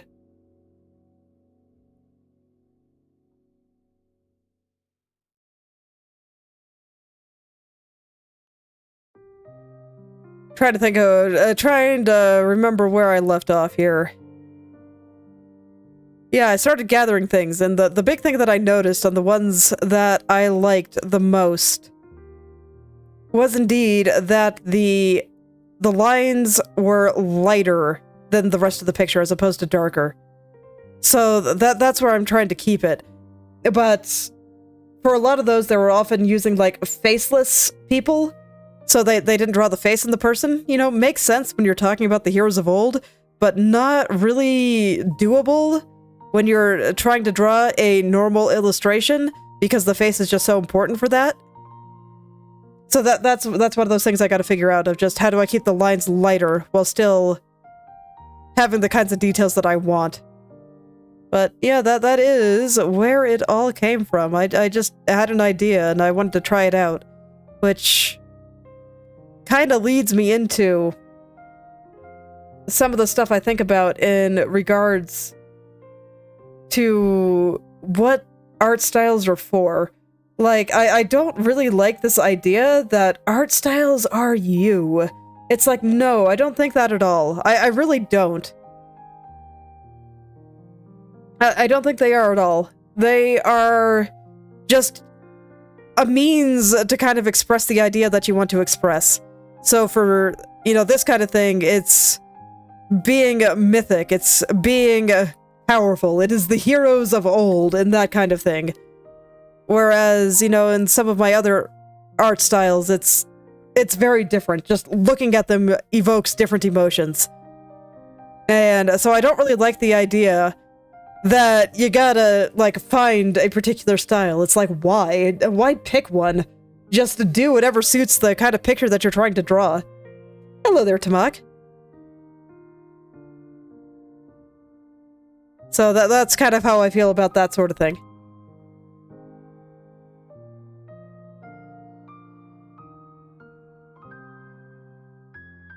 And that's also why I don't draw in a singular style. Like, why choose? There are so many different things that you can express, so why limit yourself to just one form?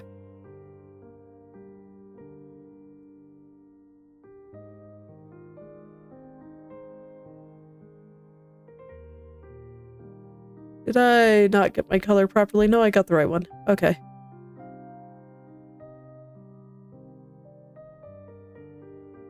Let's go back to the sock layer, I guess.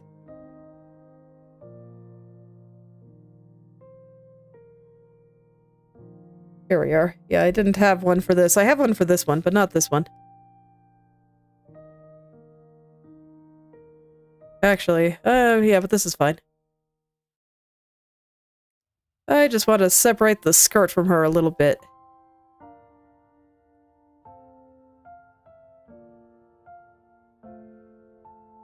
But that's where the idea for this particular style came from. It's all very exciting.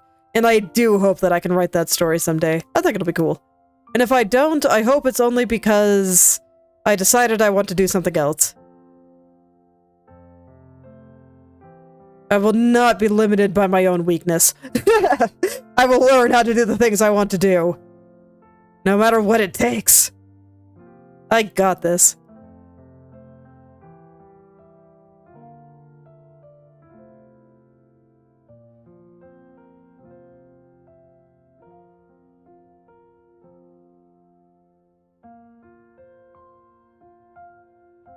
Okay, I can't really clip this, so I'm just gonna... There we go. Actually, you know what? I should separate the cape too, so I'm gonna go ahead and just continue this all the way through. Yeah. There we go.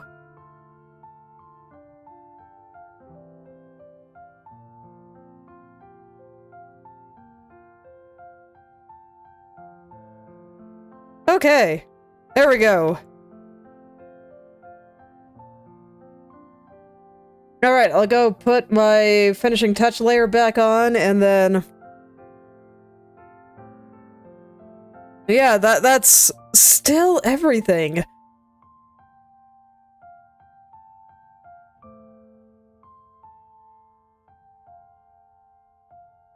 Okay.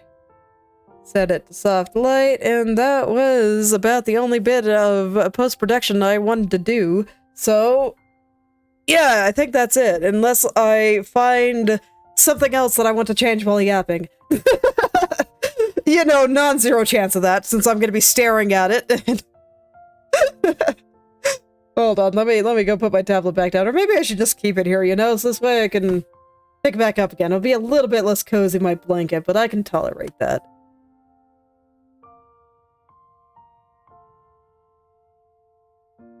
Yeah, so that was the idea behind the style, and I guess the idea behind a lot of the picture itself. When I draw VTubers, I treat it a little bit differently than when I'm drawing just any fictional character.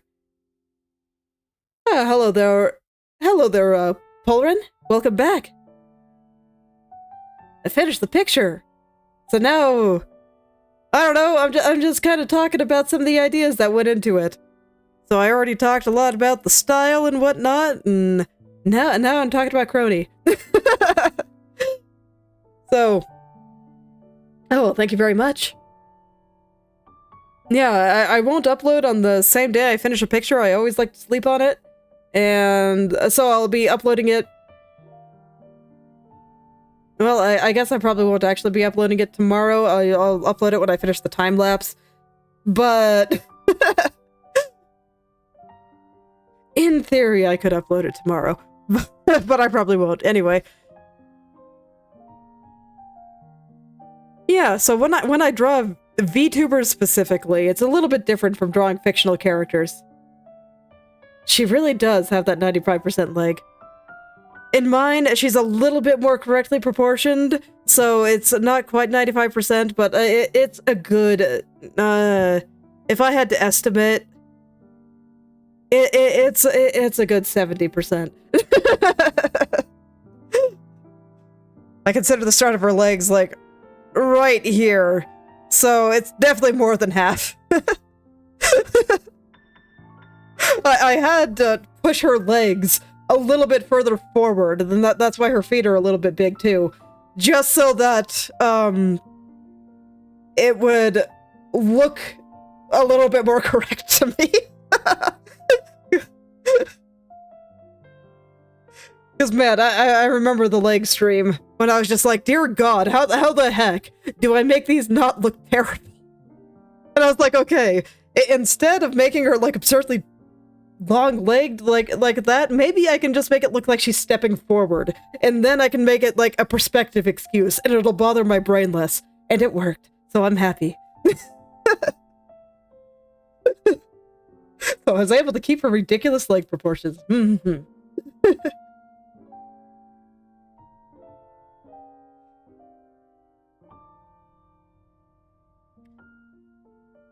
Right, so I was talking about drawing VTubers specifically as opposed to fictional characters. And I know when it comes down to it, VTubers really are still playing a character. but I think it's a little bit more personal than what you would see from, like, a voice actor, for example. Like, the nature of playing the character. Being a streamer is definitely a little bit closer to being you than actually, like, voicing a character for, you know, anything else, like video game, anime, what have you. So I do try to keep it a little bit closer to them, and I try to think a little bit harder of, like, what would the person piloting this character actually, like, enjoy? How do I think that they would like to be portrayed? And, admittedly, this kind of portrayal, a little bit of a meme, but she seems like the type that likes the occasional little bit of a meme. So, because, like, I definitely went very much over the top with how her lore is presented. And of just going all in on the arrogance. You know, especially, like, down here with the bowing people. I had to do it, man. I had to do it. So, I am very particular on that. So, I just wanted to make everything, like, super grandiose. Just, like, over-the-top grandiose. Just absurd. Push it as hard as I did her legs. So...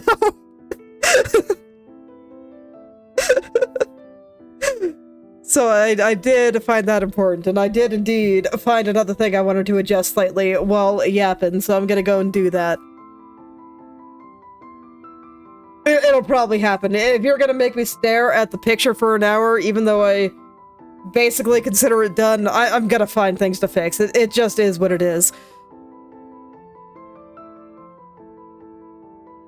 Yeah, somewhere around there.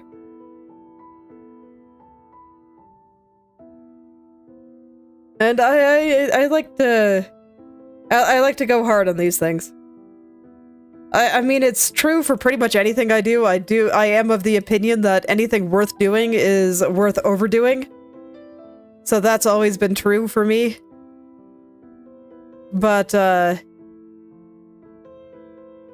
don't know. I just feel it especially hard when I'm drawing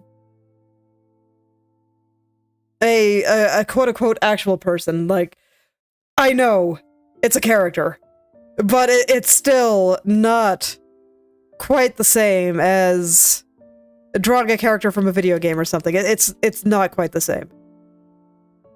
And I can say this from experience because, you know, I'm here doing the same thing. Planckera, not quite the same as me, but, you know, there's still a lot. It's still very much a piece of me. And I think trying to deny that is silly. And there are degrees of a mask being put on, but you can't be performing like that unless you're, like, reading off scripts and stuff without a little bit of the actual person bleeding through.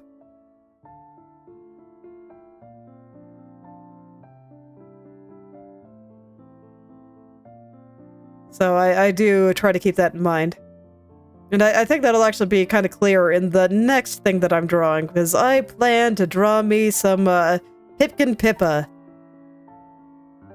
And most of the art that I see of her is, like, super edgy. But when I think about what I actually think that she would like to see, I think she would actually really enjoy something just cute. Just, you know, super, super cute. So that's what I plan to do. I want to draw a nice little winter scene in a cabin in the woods, building a snowman with all of her animal friends. Very different from what you'd normally see from that VTuber. But I think she will like it. And, you know, the fact that it is a little bit different, I think will be nice, because, I don't know, but the way she presents herself, I can tell she really, really likes cute things. Yes. So I wanted to draw something just super adorable for her. And, you know, maybe someday in the future, I have a decent idea for a total edge one, because I like edgy stuff too. So, so I might draw that someday, but no, I want to draw a nice little winter scene, and I want it to be cute. So I will just draw something super cute.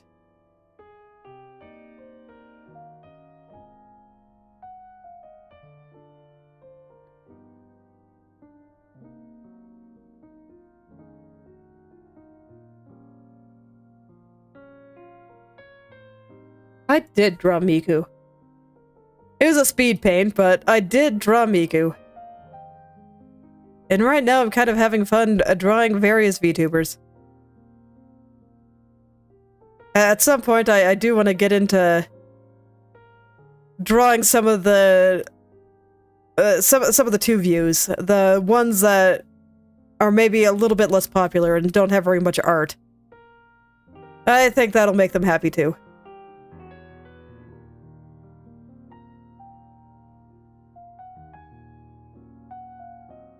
That will probably be something I do a lot next year. Yes, exactly. I wanted to draw a nice little scene appropriate for Christmas, more or less. But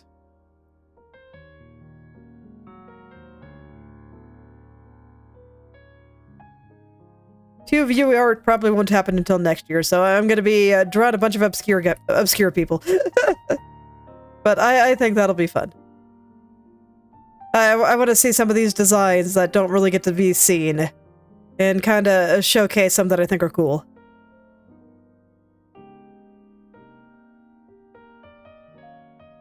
So next year, gonna have a lot of indie VTuber art, and probably still a lot of phase, because I do like them a lot too.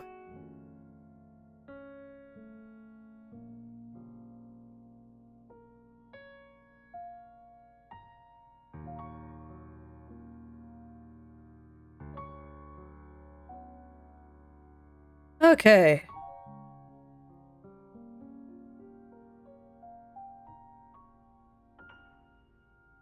But I also hope to do some programming next year, so there we go. I kind of miss it.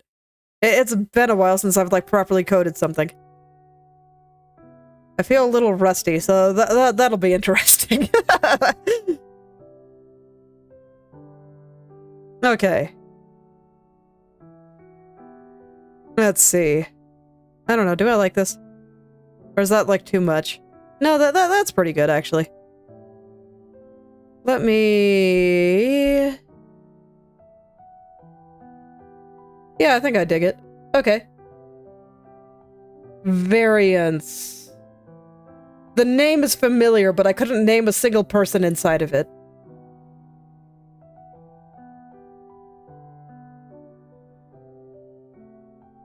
I'm trying to think, what was the one that I was kind of looking at? There was one that had a couple with interesting design. Names 2 Virtual. I never really got a chance to watch any of them, but there was a couple of some kind of cool designs. So I was thinking of drawing something from there. Stellar Verse Productions. There's a couple there that I'm kind of interested in drawing. They're a little bit bigger than your, you know, tiny indie 2 view, but there's that. Besides that, I need to, like, write these down, so because there's a few of them, and you know they're small, and so I don't hear their name very often. So I'm just gonna kind of have to. I need to write things down, but you know, before I start getting into that, because right now I still have. Yeah. I do enjoy my theater kid energy, so yeah, I'll look into them. I'll see if there's anything that I think looks really cool.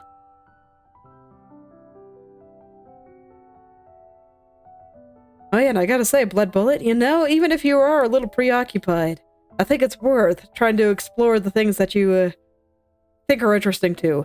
But I mean, as long as you're doing things that you think are fun, it's totally understandable that some other things you think are fun fall to the wayside. It happens sometimes. I'm having to choose between a lot of things too, and it sucks.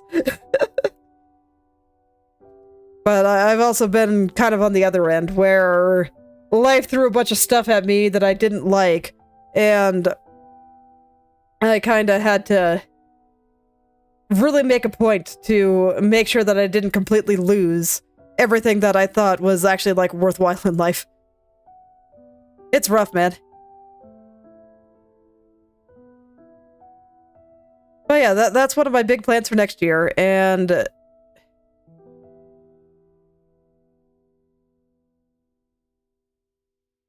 I try to remember what I was just talking about.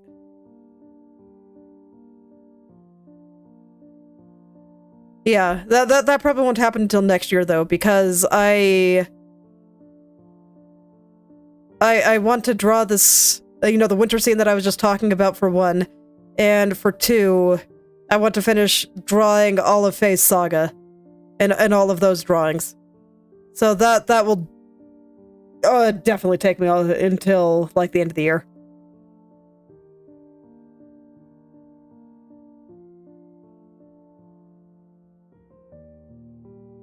So all this is pretty much for next year, and I have just been so tired because I'm doing National Novel Writing Month, and writing a bunch of words every day is hard. So I have not had very much time to do anything else or think about all the things that I want. Oh no.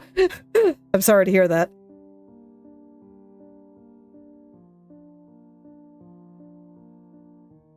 It's pretty worth, though, because I'm glad that I decided to do NaNoWriMo this year. Because I do think it is helping me wrangle stuff as I want. Oh no. Is this not actually the right color? Well, that's unfortunate. That's the color I've been using for everything, so... oh well.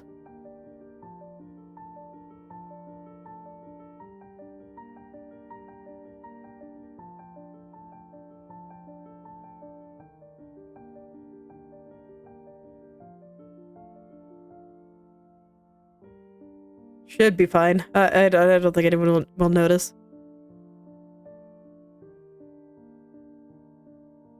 Anyway, with the addition of these thick lines, I need to get my white lines and the shadows cast from the ribbon into a better spot here.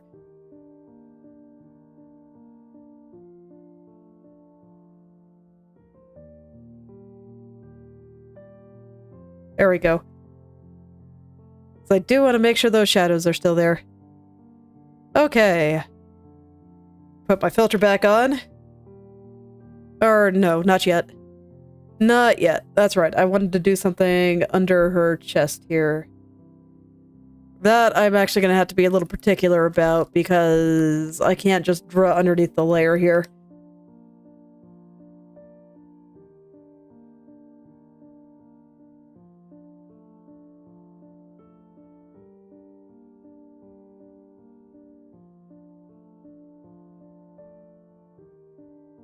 But I am hoping that with my increased writing ability from forcing myself to do the NaNoWriMo challenge, that I'll be able to actually, like, write some scripts for stuff. I'm not quite sure what I want to do yet, but I just realized that since I have largely dropped role-playing as a hobby, and I'm still very sad about it, that I really miss having acting in my life. So I kind of want to do some acting adjacent stuff. I've been even looking at, like, a cast and call club for some volunteer voice acting stuff. I don't know how far I'll go with that, but it's been kind of cool to mess around with. I too have the theater kid energy sometimes, and I miss it so much. Unfortunately, just writing not an acceptable replacement. So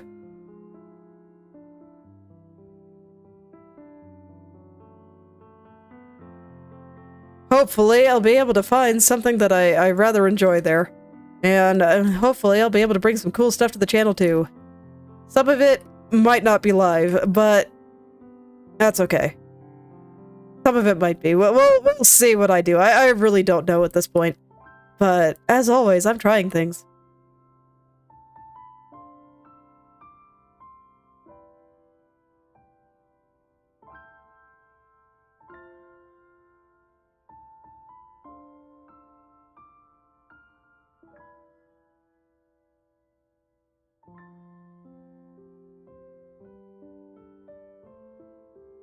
At this point, I just kind of want to get a feel for things that I enjoy and sound fun, and might actually be able to turn into something kind of enjoyable. Because I don't quite know what that'll look like yet. Anywho, there we go. Yeah, I think that brought her out a little bit more. I'm not sure how I feel about having so many dark lines in this style generally, but it works for this picture specifically, so I'm gonna roll with it.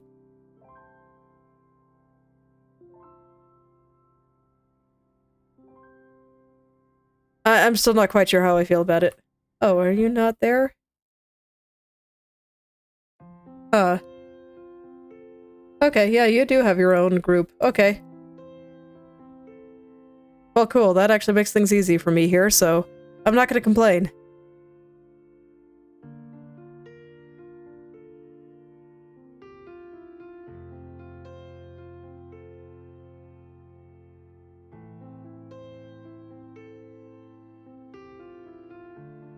And I already decided I didn't really want to separate those rings, but I might separate that. Where's my socks?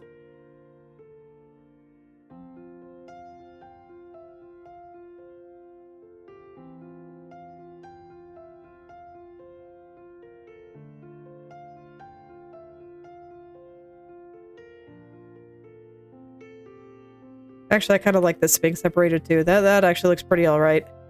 So probably here too.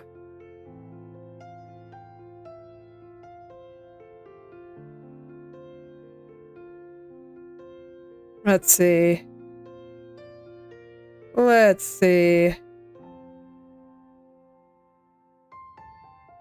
Okay, so where are you? Aren't you the white bits? Okay, whatever.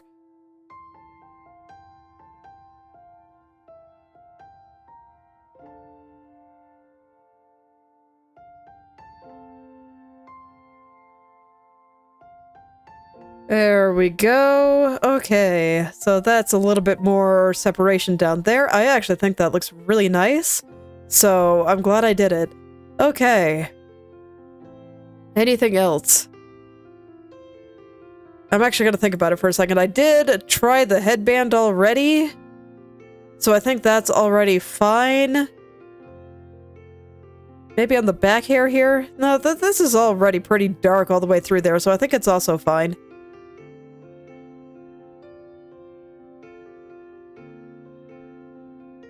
Oh no, I don't mind if people make requests. I mean, any request that gets made, I keep in mind. It doesn't always mean I'll do it, but I will keep it in mind, and I don't know. I'm kind of in one of those stages where... How to describe it? I basically get zero feedback on what I do because I'm tiny. I don't know what people like. I don't know what people don't like. I am just lost and confused, and I'm just doing my best to kind of figure things out. So I really don't mind if people drop requests and stuff. It can kind of give me some idea of what people like and what people don't like. So even if... I always have the caveat, as long as you don't get mad if I don't do it. If you're gonna get mad if I don't do it, then... yeah, probably don't suggest anything.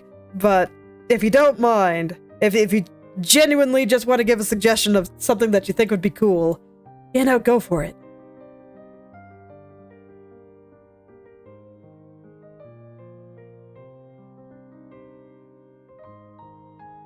I actually find it generally helpful. Okay. Picture back to being done in theory. So here we are. I'll just leave it up here. Go and save before I forget. No, I won't forget. I never forget. It's all good.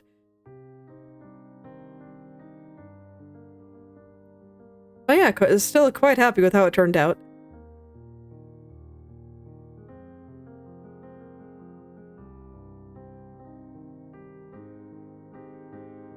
yeah, I guess I can kind of talk about compositional things again. Of part of the way that I had this structured. Never. It's fine. I would drive myself crazy if I tried to make her taller.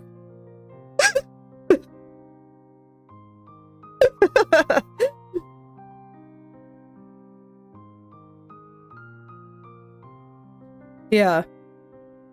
Still just thinking of compositional stuff again. One of the things that I really wanted to do here was I wanted, like, some stuff down here to kind of represent a mundane world. So we have the bottom there, and then up here we have some, like, celestial stuff above the mundane world. And then up here, we got the big old clock and Kronii. So she is, like, above it all. Like I said, I went real hard on just the grandiose arrogance, and I really like it. I think it's super dumb, and I just always love that kind of thing. I think if you want to express something, you know, hold nothing back.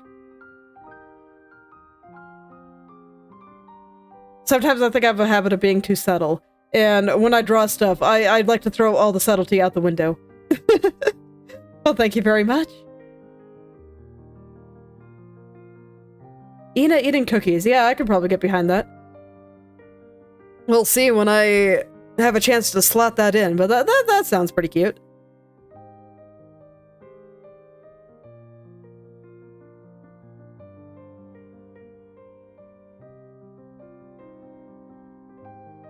I'd have to think about, well, you know, lots of things.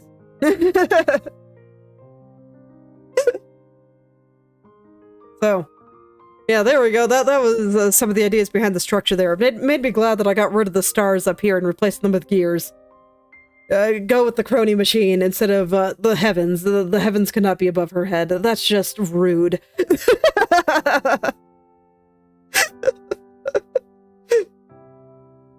I kind of also like the comment that somebody made at one point of having her T-pose for dominance. You know, I think it's a very apt description.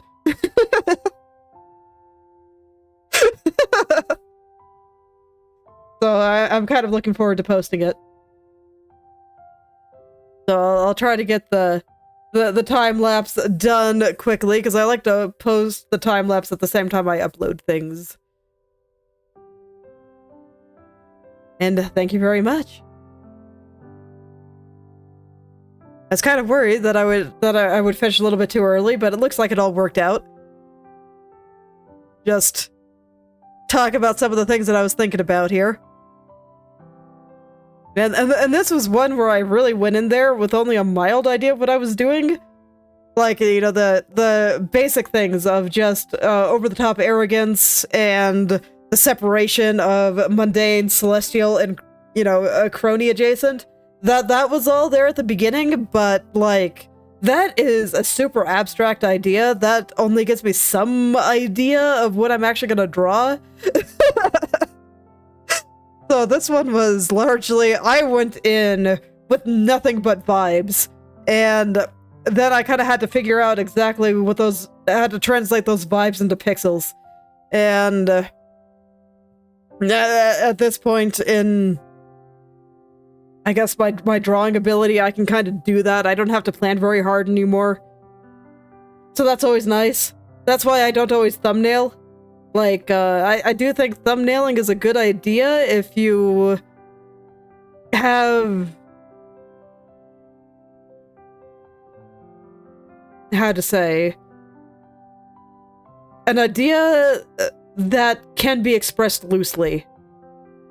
That's vague, but basically it's good for figuring out poses and some vague compositional stuff, but I kind of had most of the vague stuff decided already, and I don't think that there was anything that I could have done thumbnail-wise that would have led me to the final thing here, so that's why I didn't do thumbnails. Only sometimes do I do thumbnails, and a lot of the time when I'm drawing on stream, I actually don't. I just kind of embrace chaos. Because I don't really mind taking a little bit longer than maybe I should. I don't know. Maybe I should mind a little bit more. So this way I don't spend 5 weeks on the same picture.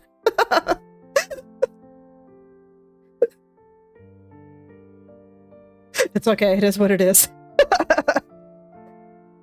But no, that probably is something worth thinking about. I do want to speed up what I do, because, I mean, I've said a couple of times, I am interested in maybe drawing comics, and you gotta be real fast to do that, and I am not. I would like to be faster. So, you know, even if it is fine,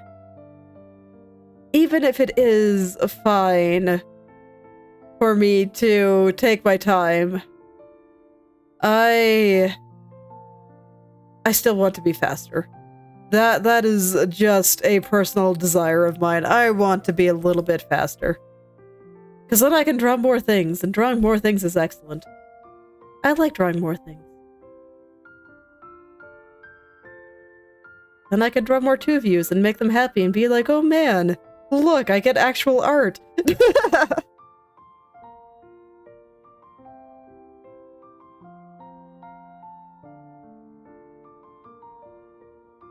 But, yeah.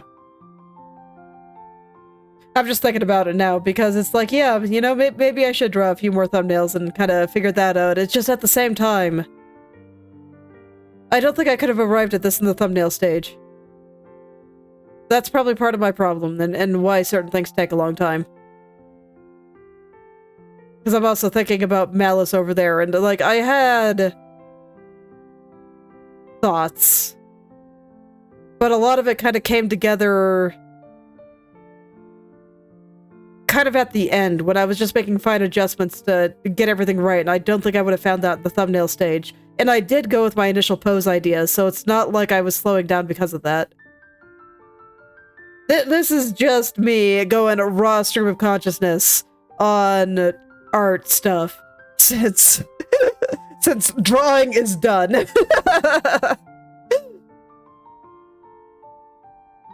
But these are the kinds of things that I've been thinking about. I'm still trying to figure out, you know, what to do to really take everything I'm doing to the next level, and just the things that I would actually like to do with my creative process. That's why I said, you know, I'd be interested in doing maybe a programming stream or something next time, and I mean, the reason that I even have a VTuber model in the first place was because of experimentation for making game portraits animated like this. Yeah, that's literally why I have a VTuber model. It's basically why I started streaming. I literally wanted to make better game portraits. So, there you go. And so, I think it's true of life in general. I do not always really know where I'm going. I just try to kind of move in a direction and make decisions based on that. Like, for a long time, I actually could picture what my future looked like. But then I made it happen. Like, I have the family I wanted, I have a house, it's actually paid off. My mortgage is gone, I don't have a mortgage. And I got a car at one point, and that's paid off. I was able to buy it in cash, so I have no debt. And that's fantastic. So my life is, like, super stable at this point. I can do whatever I want, but I don't know what I want to do. So I'm kind of trying to figure that out. So it's like, I achieved all the things that I set out to do, and now it's time for the next thing, and I'm just like, I don't know what it is. Everything I've done in the past 10 years, you know, great. It has put me in such a good spot, and I am really quite happy with how my life is. But I have been feeling just the existential dread creeping within me, because for a long time I was able to go, okay, want this thing, just laser-guided missile in that direction. And I go do the thing. And I mean, you know, life threw things at me that I didn't expect, and some things that I didn't like, and one thing in particular that just absolutely wrecked me, but I still kind of arrived where I wanted to, and now I have to figure out where to go from here, and it's hard.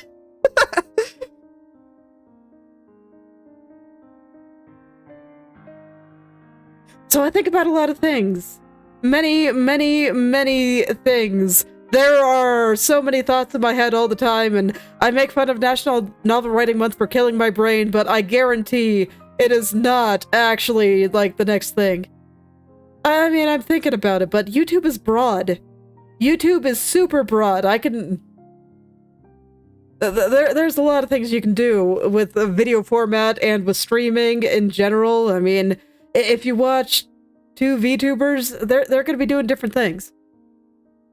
I mean, some of them might be kind of similar. I'm sure that there are lots of VTubers that take inspiration from, like, Ina or something, since she's one of the bigger artists out there. And... But, I feel like saying that I like streaming is, like, only the first step. So, I mean, I'm glad I tried it. I'm definitely gonna continue doing it. But... what? Right? I like coming on here and drawing things, but what do I draw? And, you know, stuff like that. Like, there's a lot of just random directional stuff that has to be figured out, and there's a lot to think about. You know, that's why I said earlier, I'm kind of in a stage with a lot of the creative stuff that I do where I get, like, next to no feedback. So, and honestly, I think it's probably okay for where I'm at to get next to no feedback, because it means I gotta figure it out myself. And that's probably healthy for figuring out which direction that I should actually be going in, because then I won't be doing it based on what other people want me to do. I'll be doing it based on what I want to do. And that increases the odds that I will actually do the thing that I want to do, as opposed to the thing that makes me popular. So, I don't mind too much. I don't. I kinda do, but I also kinda don't. Look, life is contradictory, and it doesn't always make sense, and brains are the worst. So, I'm kind of okay with rolling with what I get, but it is kind of hard to figure it out, because, you know, for a while there were a lot of things that I just kind of had to do, or at the very least I convinced myself that I had to do, and it's just no longer true. Like, there are some things that I do kind of feel like I have to do, like, take care of my kids for one. Maybe I strictly speaking don't have to, but I'd feel pretty bad if I didn't. Like, if we're talking about the technical definition of the word. But... and, so I will always have those kinds of responsibilities. But when it comes to what I'm doing creatively, like, yeah... I'm actually kind of in a place where I can pursue those things. What do I do? What do I do?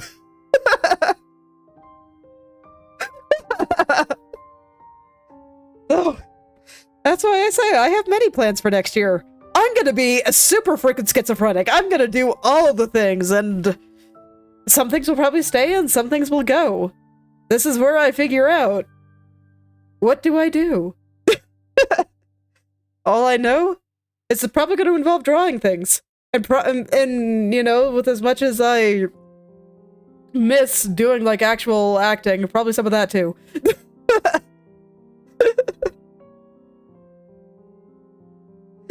Probably a little of that too. Unironically, yes. Well, I mean, game dev is pretty sweet. It's, you know, it is what I went to school for, and I'd like to do some of that. I'm already kind of, besides the game that I'm kind of working on with my husband, we're still kind of plotting that out, and figuring out what to do there. I guess I can talk about it a little. It's... as with everything that I'm talking about here, no guarantee that it'll happen, but I'd like it to. It's just gonna depend on, you know, which direction I end up going in. But, basically what we're designing is a Metroidvania where a lot of your power-ups and stuff are tied to more or less building a factory in the dungeon. And so how fast you move is going to be determined by how much... here, let me back up a bit. The main character here is a lich. So you have a phylactery, and a lot of that is... and how powerful you are is determined by how much magical energy you funnel into your phylactery. So it's all about constructing stuff to funnel stuff in there. So that's kind of what that's about.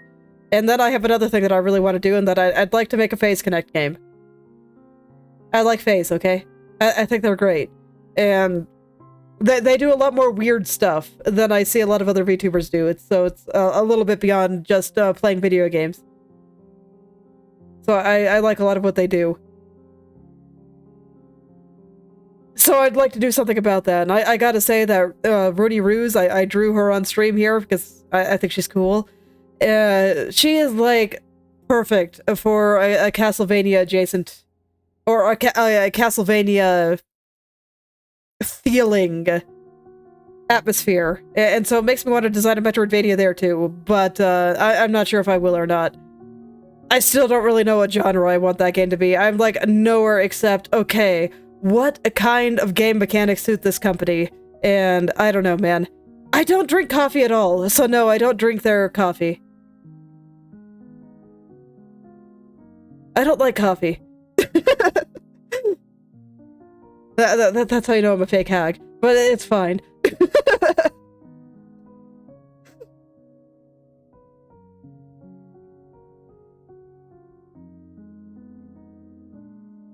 So, there's two things there potentially.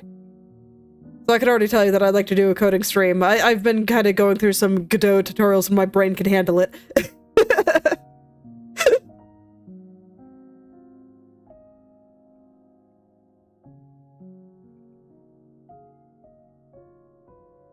I'm still just trying to think of a bunch of other stuff, but I don't know. Sometimes I hesitate to talk about things that I may or may not do.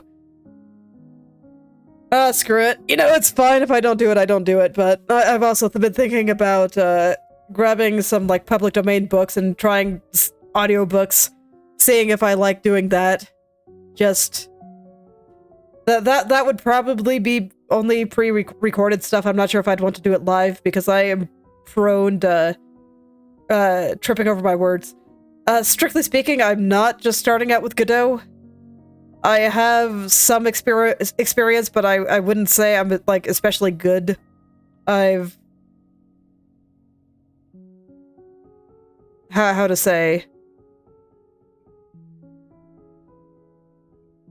I am not used to using game engines is probably the best way to put it. Normally, before then, I was coding things from scratch, because when I started learning how to code, Unity was not a thing.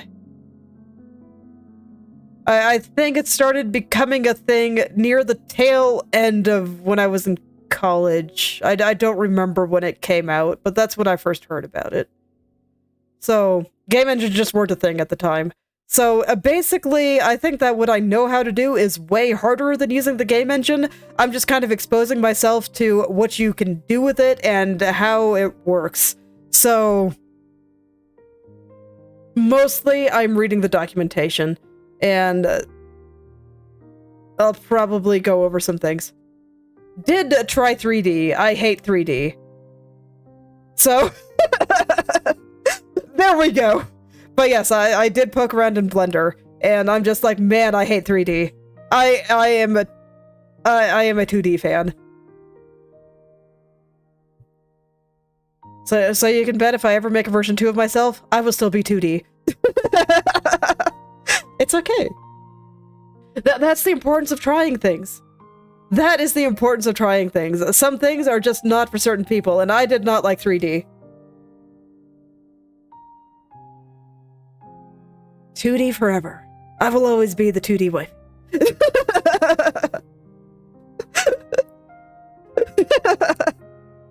Actually, I won't, because I'm married, but that's fine.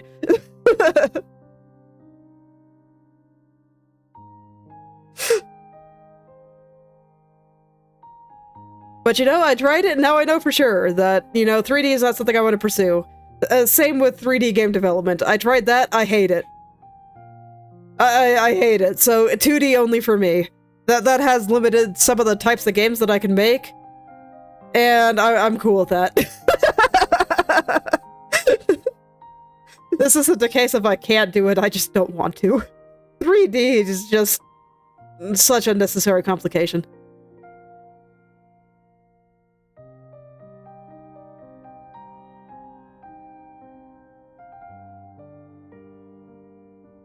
So that's how I feel about that. It's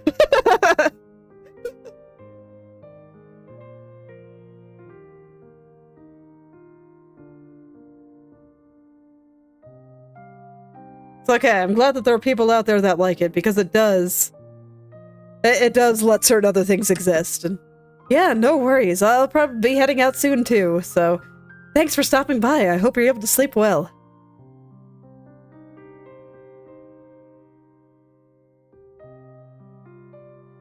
But yes, next year, it's going to be a very interesting year for me. Very, very interesting. I am going to be beating my head against the wall so hard. But you know, I'm all for it.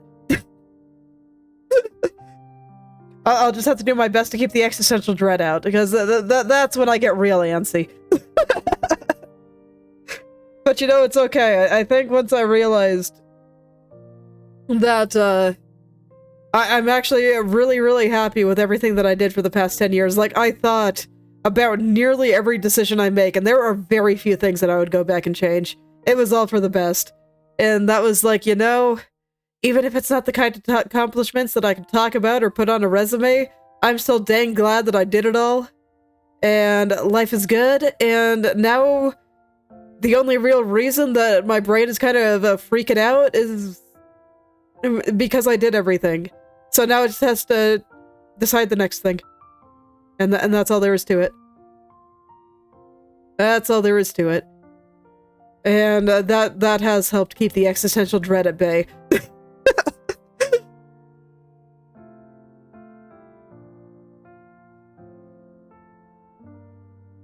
So here we go. I'm just gonna be thinking about a lot of things, and hopefully next year I'll figure out a lot of it. And we'll see if I like things. Writing. Trying that hard right now. Still inconclusive, and I don't think I'll figure it out until I write my 50,000 words. It's okay, 21's a pretty good place to start. What was I trying to do when I was 21? I think at that point, yeah, that's around the time I was finishing college. So at that point, yeah, that was the point when I was still trying to be normal. When I was like, okay, everybody says that to win at life, you go to college and then you go get a job. And I have since realized that, you know, I am not normal, and that path not gonna work. Best way to put it. But on the other bright side, because I am so ridiculously stable, I can basically live off of, like, donating plasma. I don't need money. So, there you go. The job is significantly less necessary because of all the other things that I did. So...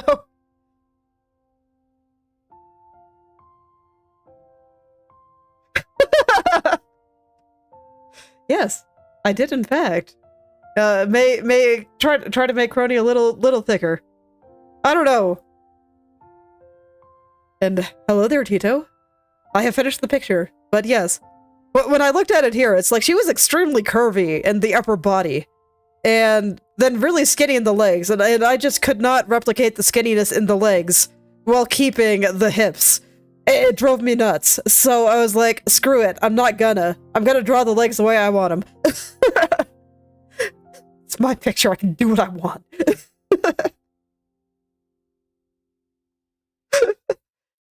So, that's what I did. And I think it looks fine, so no regrets.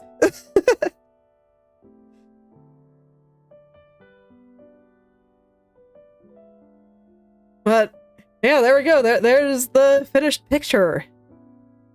so I'm gonna work on the time-lapse. I think I am still screaming too much internally and writing too many words in the morning to do a voiceover for it, so... Understandable. Understandable. Her legs are quite skinny. But, so, yeah, probably no voiceover for this one still. I don't think I'll start doing those until November's over. NaNoWriMo still making me scream a little bit, but you know what? It's looking like I will actually be catching up with my word count goal. I have been behind the entire time, but it's looking like I will actually catch up this week. And that makes me happy. I was never really too bothered about being behind, but being a little bit behind, you know, some part of it's a little bit sad. I knew I'd catch up eventually, though, just because the beginning was a little bit rough on me. But now I have, like, actual writing muscles that are working, so it's fantastic. At the very least, I have given myself that. And I'm hoping that within the next 2 months, I will decide, do I like writing fiction, yes or no? Alright. Well, thanks for stopping by, Tamak. I hope you're able to sleep well. Oh, I definitely will. I'm only like 200 or so words behind. Only reason I didn't do it today is because I had to get ready for stream. So it shouldn't be an issue. I think at the rate I'm going, even with having like no time to write on the weekends, I should reach the 50,000 count before the end of the month. I might still just go hard on writing all the things until the end of the month anyway and just see how far I get. I haven't decided. We'll see how I feel, because on the one hand, endurance challenge kinda making it impossible to tell if I even like what I'm doing right now or not. But, so I might end up taking a break early if I reach the 50,000 count or not early. Again, you know, I just gotta decide. I'll decide later. This isn't one where I have to decide ahead of time. I can kind of just do what I feel like. By the way, since we have some tarot-adjacent stuff here, there's a gag because, you know, my husband and I were into the Persona series for a while. We'll see how we feel about it when Persona 6 comes out, because we've kind of fallen out of love with JRPGs. But, we discussed very much what our major arcana we would be, and I was the High Priestess and he was the Hierophant. Very appropriate, since they were often paired together. But with the High Priestess being highly associated with intuition and stuff like that, it's like, you know what? Sometimes I know it when I see it. I have learned to roll with it, and I don't always have to fully understand things. I try to, though, because I do think understanding can be useful. Oh no. But, yes. I don't know, maybe someday I'll draw an actual, like, Vtuber tarot deck or something. That might be fun. There's many things I can do. Like I said, choices are hard. And I've really got to think about what I want to do with things, because there are so many things I can do. And so many things that sound interesting. But I've got to make the choices. Well, that's my problem. But as always, if you guys want to talk about what you want to see, what you like, what you don't like, feedback is useful.